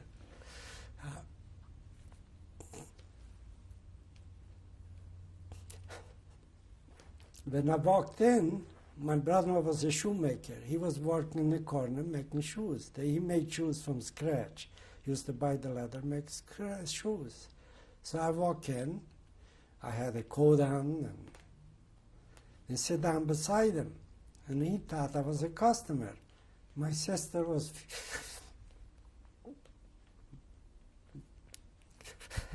she was feeding the baby in the next corner. I said, don't you know Mr. Wu? He says, do I supposed to? I knew him well. He was a friend of my brother and everything. I said, well, that's too bad. And I turned to my sister, I said, you don't know me? So she says, oh, maybe that's a she Nachman. That was her name. So she dropped the baby on the bed, lucky she was the bed. And that's how I found her. Now she was hiding out with my brother-in-law in dugouts where we used to live. But then the lady that owned the house from the dugout, she used to, in the summertime, she used to go off her mind, and she would go out, kiss the fields and everything. And they were afraid that she might tell people once she was. So they went in the bush, and they were hiding out in the bush. They left the war. Now she told me about my family, what's happened. What did she tell you? Well, my older sister was older than me, Natty. She was very good looking. She worked for the Gestapo in Borinje. That was about 30 kilometers from our place. But one day she was walking from one house to the other, so they shot her, I guess. They didn't want to keep her anymore. So they killed her there. And my father and my older brother, Chaim, and the three little kids, they were hiding out. They were taken away from the transport where I was supposed to go to Turka. But in Turka I had a cousin there, my uncle. My mother's brother was living there. Him the Russians took away to Siberia, but his wife stayed behind it. So they hid out there and they went back to the town where I was living, in Butla. So they were hiding out. One night, every night they had to go out and get some food, not every night. So she was walking to a friend of hers, the people that they left the cow with, to get some food. And some guys stopped her, they held her, they arrested her. They had night guards, and they put her in a barn overnight. And next morning, they went over where the rest of them were hiding out. She had to tell them. And they took him out on a slate in the country, in the bush, and they shot him. I had a younger brother. He was about 5 years old. And father says, my sister tells me that, I guess somebody told her to shoot him first. They say no, they tied him up by the slate with ropes, and they started up the younger ones first and so on, and then his wife, like my mother. After that, they killed him. No, she told me about that. Your sister told you Yeah. that.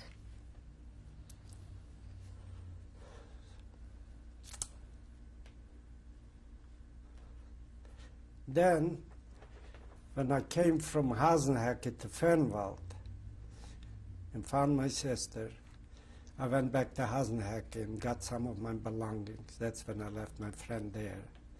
And I moved in and I was living with my sister. It was her and the baby, and her husband was another man living there. How long did you stay there? I stayed there till 47. I think it was in spring 48. And then they came up, the Jewish Congress was taking out some kids, underage, not supposed to have any parents or nobody, to Canada. So I registered to go to Canada. They had a committee there in Munich. Matter of fact, was a lady from here, from Canada, and we had to go through council. So then they registered. When I registered, then before coming already 2-3 months before, I had to report to YMCA camp. Was called Wartenberg. It was a beautiful place. It was YMCA, not just Jewish people, everybody was there, boys only. So I stayed there, and we had to go in once in a while to Munich to check and register and everything else. So we stayed there. We had rooms, 4-6 people per room. Matter of fact, Izzy from Edmonton, he was one in my room, and he was a tough cookie. We almost had a fight over him with the German people in town. Him and another guy went to dance to town. And he asked one girl to dance. Sure, she danced with him. And her boyfriend, I guess, came up to him. She knew he was Jewish, I guess. She tapped her on the shoulder. She says, "Don't dance with him. Let him dance with somebody else." So she obeyed her boyfriend's order. But Izzy was not satisfied with that. Him and a guy by the name of Henry, he lives in New York now. They followed the guy in a dark alley and they let him have it. Next day, one of our boys, we used to go down and buy supply in Wartenberg in town. So they cut him and beat him up. So that night, we went down and we wanted to beat up the whole town. We didn't do nothing, but we were lucky.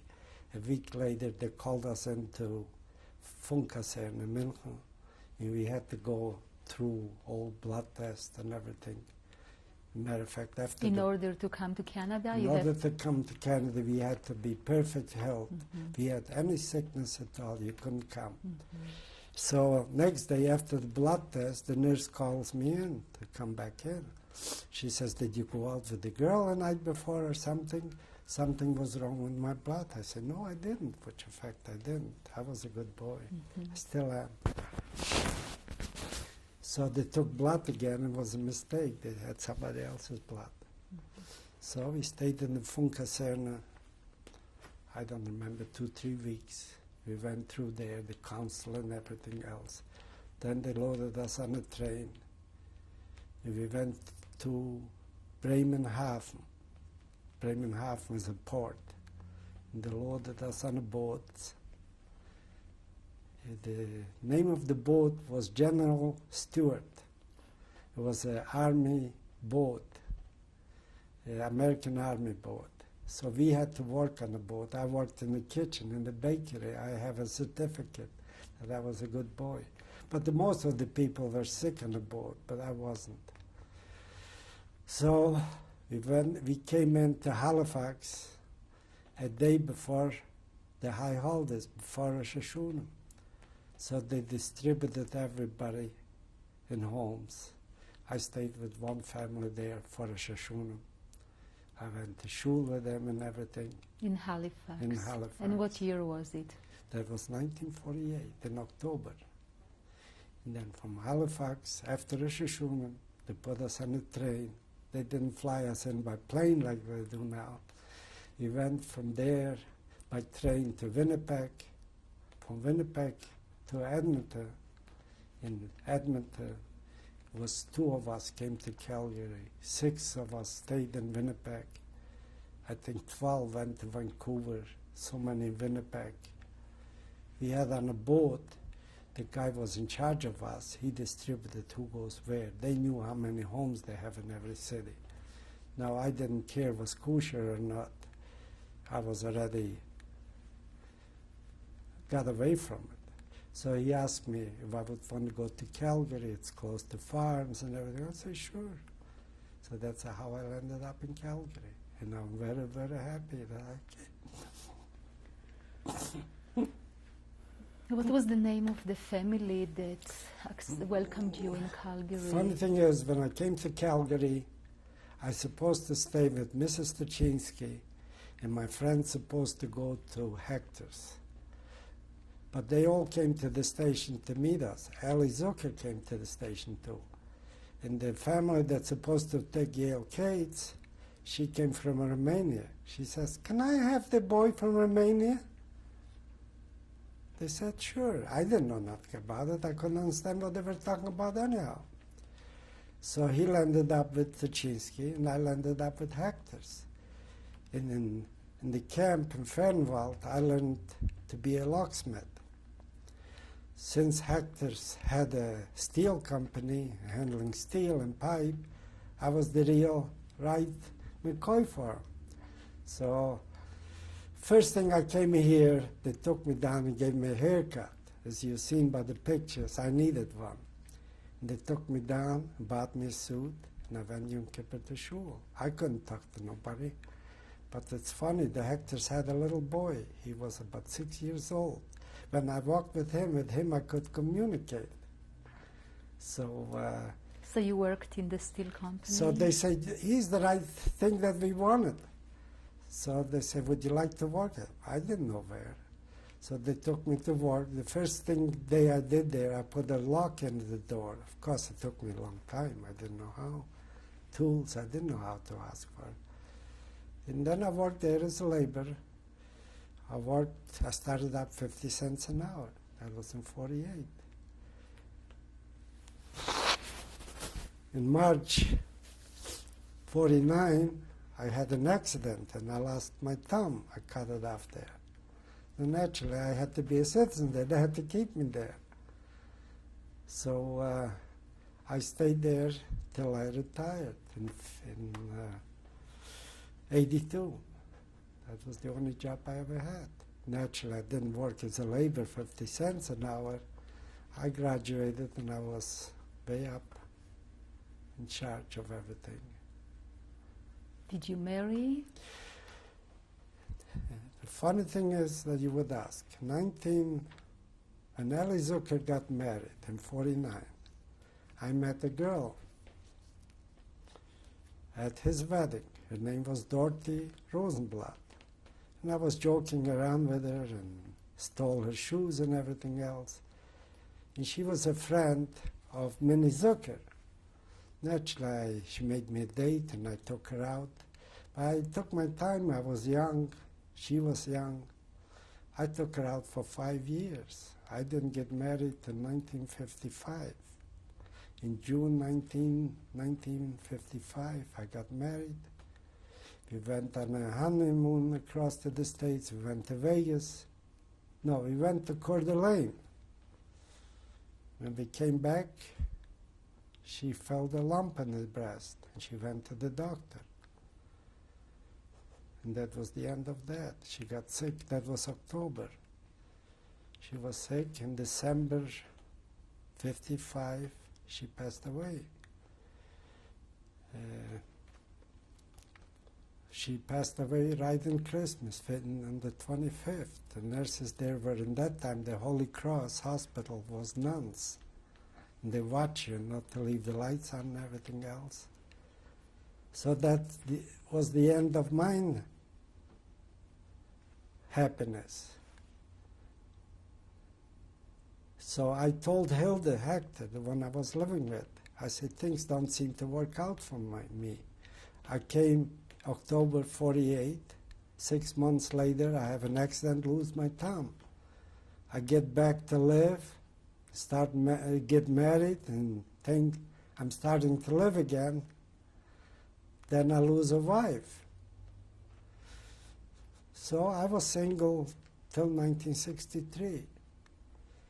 63, I used to go to Edmonton quite often. I knew boys there, and we used to get together quite a bit. I visited them, they visited me. And they introduced me to a girl there. I said, well, maybe I'll take another shot at it. I try again. That's where I met my wife. And we will have the opportunity of meeting her. Yeah. And she had 3 sisters. And I get along with her sister better than I do with my own sister. They're very nice. I took her out not too long. I met her in I don't remember exactly. Yeah, in 62 I met her. And then I went for a holiday. I went east. I went to Cincinnati, Ohio. And I came back. I used to visit her once in a while. Then I decided to get married. It was only a short time after I met her, 6 months. So her older sister, she thinks she's older. She's about 15 years older than her. She always thinks she's the boss. And Lise bought a wedding dress she didn't have, money was not available. She bought a dress. I told her better buy a dress that you can use any other time too. So she bought a colored dress. So her older sister says, now I know you must be pregnant. You're not buying a white dress to your wedding, and you're getting married in a hurry, so you must be pregnant. So it's 31 years. I guess she's still pregnant. Oscar, now it's 50 years after you were liberated after the Holocaust. Yes. What kind of message do you have to give to young people nowadays, to future generations? Well, the message is, one message I always tell them, forget about the color of the people, forget the religion, take him as a human being, and everybody deserves to live. You go in the water, there are a mix of fish, all different fish, big ones, small ones, good ones, bad ones. The same thing with people. You can go to jail and meet people, and you will find out lots of them are okay. Lots are good. I used to work, and I was in charge at Hector Steel. We used to hire people. I was in charge, so I was the only one to know. The St. Howard Society, anybody? Okay. Stop. Oscar, we were talking about the lessons for future generations. Well, I keep telling the kids anytime I go to Montreal College and all that you got to forget the color, the religion of people. You get all in different nationality, regardless what they are, they're good and bad. There isn't such a thing, one nationality has good people and bad people.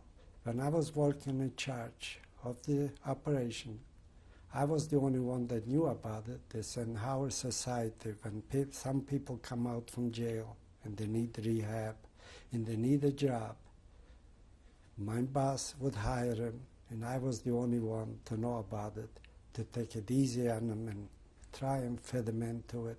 And I never had any problem with them. Even the people come from jail, some young fellas, if they didn't want to mix, they would take off and they wouldn't come back. But older people, I never had any problem with anybody. I could go in today to any jail and talk to people. I go in visiting people in the hospital quite often.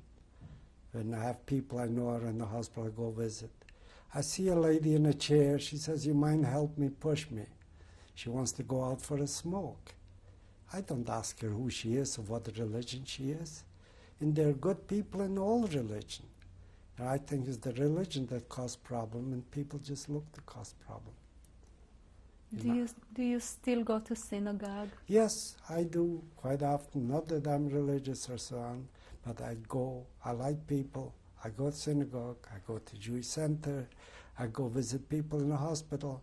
I got a route to go to the airport. Anybody needs a ride, I'm there or picking up. I was surprised. My friend is down in Fort Lauderdale. He was in a hospital. She couldn't go every day visit him. She got tired, so brought him home, and she has to drive him for treatments every day. She's almost 80 years old. Now in Calgary, when I was in the hospital, the phone didn't stop ringing. People offered help. You got to learn to get along with people, and that's the only thing you can do. I have no problem with people, regardless race, religion, or anything. And this is the only thing. I don't know. But You've gone through so many different experiences during the Shoah, so many places, so many hardships. What do you think? What can you attribute your survival to?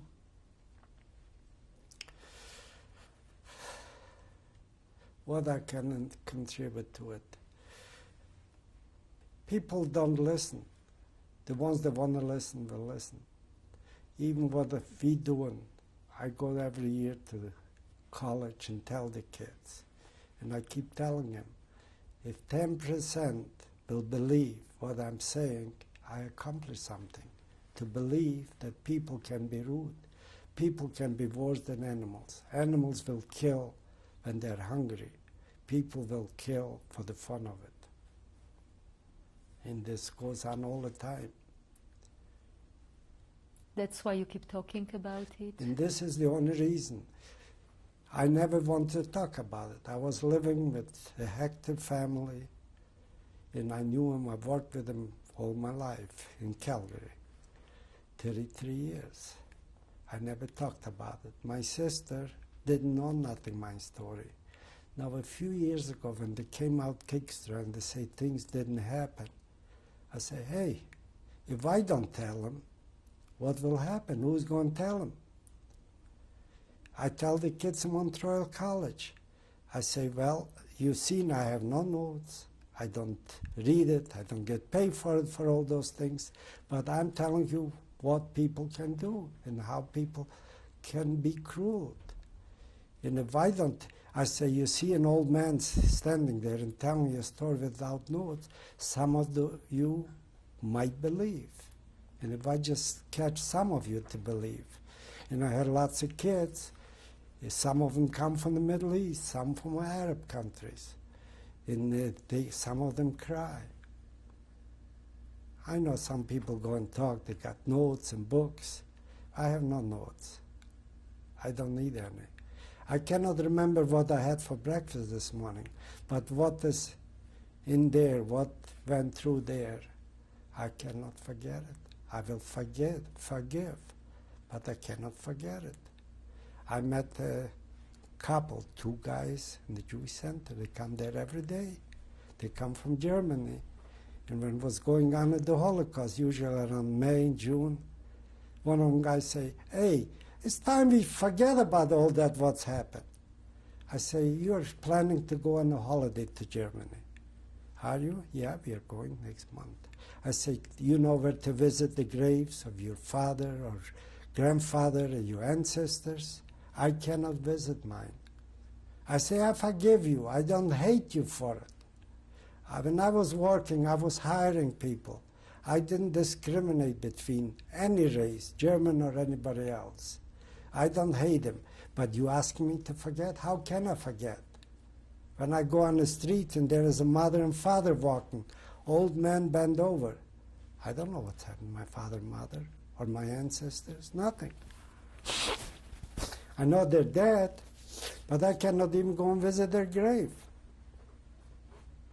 And that's the message I can tell them. Some of them will listen.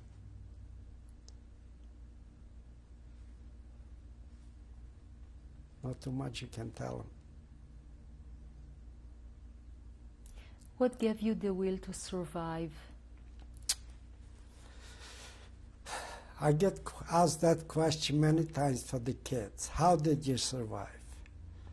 We were living a minute at a time, not a day at a time, a minute. Maybe next minute, next hour will be better. We did anything we could. We worked, some of my friends, he was around cement. You know, they got bags of cement. We had clothes, the wind would go through us. We would steal a sack. They threw it away, but we were not allowed to take it. And you take a sack from cement, we would cut a hole on top for my head, and 2 holes, 1 for each arm, putting under our shirt just to keep the wind out. Maybe tomorrow, who knows? Nobody wants to die. If you get a person laying in bed, and he's at the last leg, he cannot talk, they say, let me die, but actually he doesn't want to die, he or him. Nobody wants to die. Because once you're dead a long time. We were in camp. We seen birds flying over and landing on the cement and all that. We wished I would be in a bird. I could fly out free. You asked me about running away. People run away. We had 2 boys run away. By the time we came from work, they were standing by the gate inside, tied up and beaten. And from there, after they were finished, everybody see that they cut them back. They would send them off to Gross Rosen. But there was no escape. So you didn't have no choice. Some of them tried to die, but they didn't even let you die. I got electrocuted one time in the camp. We were outside, we're bringing in a trailer load of potatoes. We were going between 2 fences. It was close to the guardhouse. And I was in the front pulling at the ropes.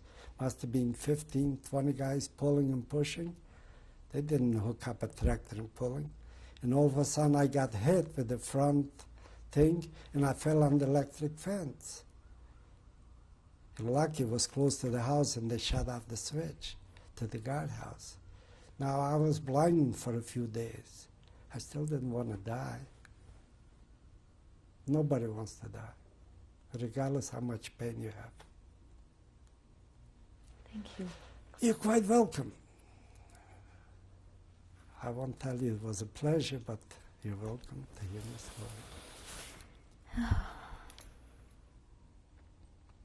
Very few people hear it. Nobody really. Are we off the air? Camera's rolling. Oscar, do you want to introduce your wife? Okay, that's my wife. Married her 31 years. That's a long time. How long? 31. Yes. Since 63. She got 3 sisters. I love them all. And the best thing is they live in Edmonton. We live here. We go when we feel like it. And I want an excuse. I can find lots of excuses. But she doesn't know my stories. And I wouldn't show her the tape either, believe it or not. She's seen it once, the other tape, but she cries too easy. Luis, is there something you want to tell us? Well, when we got married 31 years ago, I never knew anything about his family or of these horrible stories.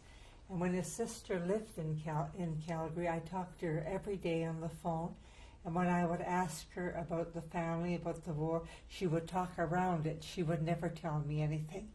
Anyway, it's over. It's over, and may it never happen again, and thank God for as good as everything is. I want you to know, this is just the finish up. My sister has 2 kids and 6 grandchildren. Yeah. Her son had a baby, and they wanted to name after somebody in the family, and they don't know how many sisters or brothers. She wouldn't talk. Her ex-husband wouldn't talk. They wouldn't talk about it. I was down in Miami just a while ago. Fella sick. He got one son. The son lives in San Francisco. He always had the idea that his father was born in a big city. While I was there, I say, Adek, how many cows, cattle, how much cattle did you have on your ranch? Oh, he says about 500. And he wouldn't tell his son, even where he was born. It's very painful, and his son can get nothing out of him. That's why I want to have him make a copy of this tape and send him so his son at least knows about it.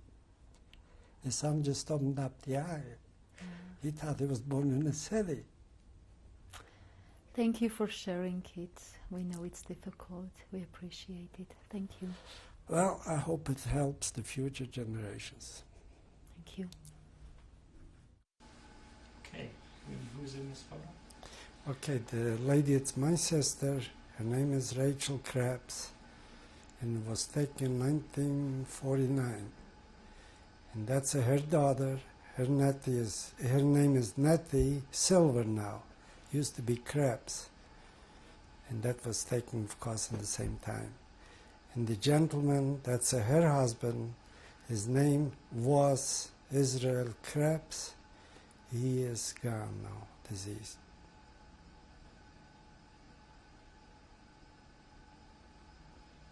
And where was the photo taken? The photo was taken in Fernwald, is a DP camp after the war, in 1949.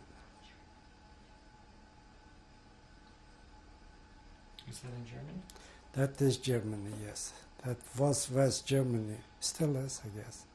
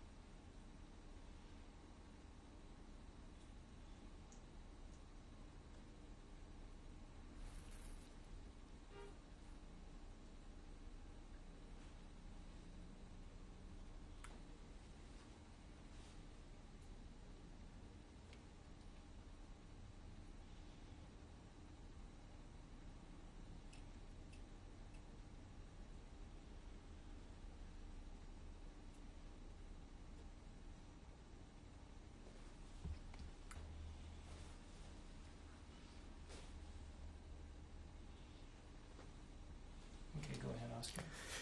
Her name was Nettie Kirchner, and the picture was taken before the war in Krakow. It's Poland now. I don't know exactly what year. How did you get the picture? How did you get it? My sister Rachel got it to me.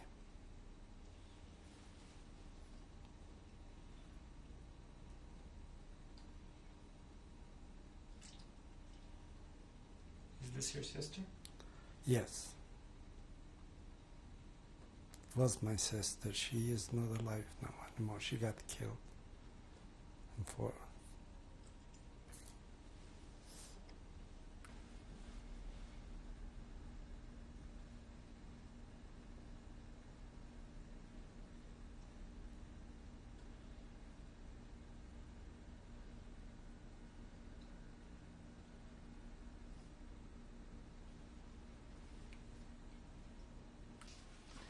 Okay, Oscar, when was this picture taken? That picture was taken in 46 in Germany after the war. It was taken in photography studio in Wolau. It's Poland now. How old were you in this picture? I was 20 years old.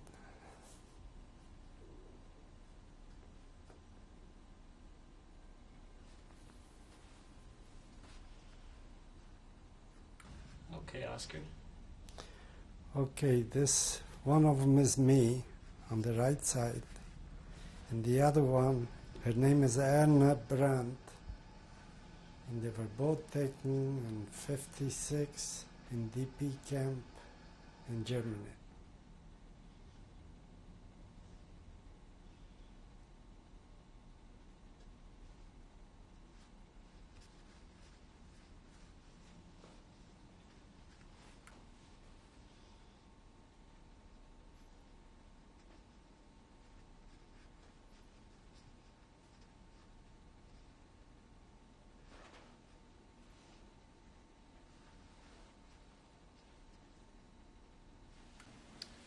Okay, Oscar, go ahead. Okay, the fellow on the left, that's me. It was taken 1946 in Fernwald, Germany, NDP camp. And I say NDP, I mean VP. And the other fellow is just a friend of mine. His first name was Lushik. Now he lives somewhere in the States. I do not know his last name.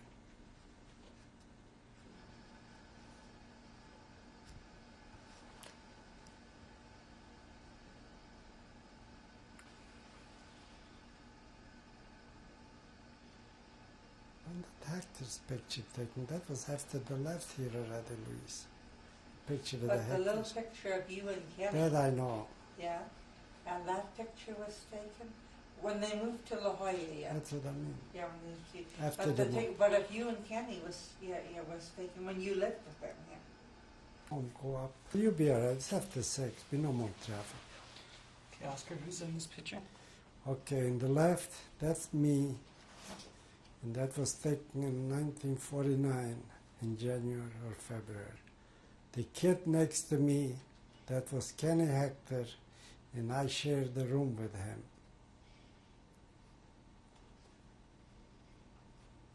And he is dead now.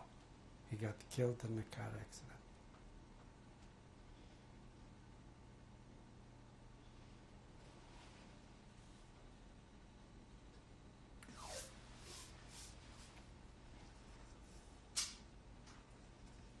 Did you have problem finding here, Ricky? No. I thought I stay outside. Some people have problem finding. I followed when he led me. Yeah, he knows pretty well the city. Do you now. want to talk about the lower picture? This one's- Okay, Oscar, who's in this? Okay, and the picture was taken in 1970. On the left, that says Morris Hector. Next to him, it's Hilda Hector, his wife. Next to her is Barbie, used to be Hector. She's Bellsberg now. Next to her is Debbie Hector. And the boy, the little boy lying down there, that's his Johnny Hector. And those are the people, when I came to Calgary, I stayed with them for a year and a half. And after I worked for them since I came to Calgary to the end. That's the only job I had.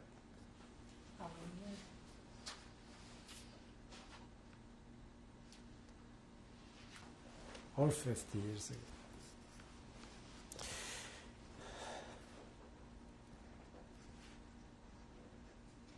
Austin, Yes. can I talk? Yeah, you Yeah, can, you go ahead. talk. I've got her name really probably poorly. What district of Turka was it? Like it was Butla in the city next to Turka, and what was the district? District Lvov, No, Lemberg. but she said something. Voivodstvo is it Lamberg? Yeah, Oh, Lamberg. Liza Sunburn. L-U, you think? Lamberg, L-A? if I know how to spell, At I run Lemberg. for Prime Minister. It's not that easy. Right now it's Lvov, actually. It's Ukraine now. Yeah. It changed about 5 times. What's Okay, wrong? go ahead, Oscar. Okay, this picture was taken a year after we came to Calgary. It was in 49. We had all the kids from Edmonton and Calgary got together in the parrot school. And Ali Zucker and me made the flags. One of them, you got the Jewish flag. And then it says, Berechem Habayim. gebenched zijn die was en gekomen naar here. Now you don't talk Yiddish, I forgot. Bless the people they came to visit. And the other one was the Union Jack. We didn't have the red Canadian flag that we have the maple leaf that time. What year was it changed? I don't know. That's it. Which one's you in the picture? Picture of me is the second from the right side. The And top, standing up.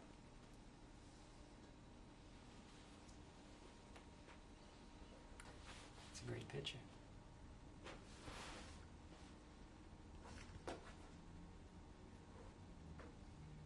Pretty good shape for all those years.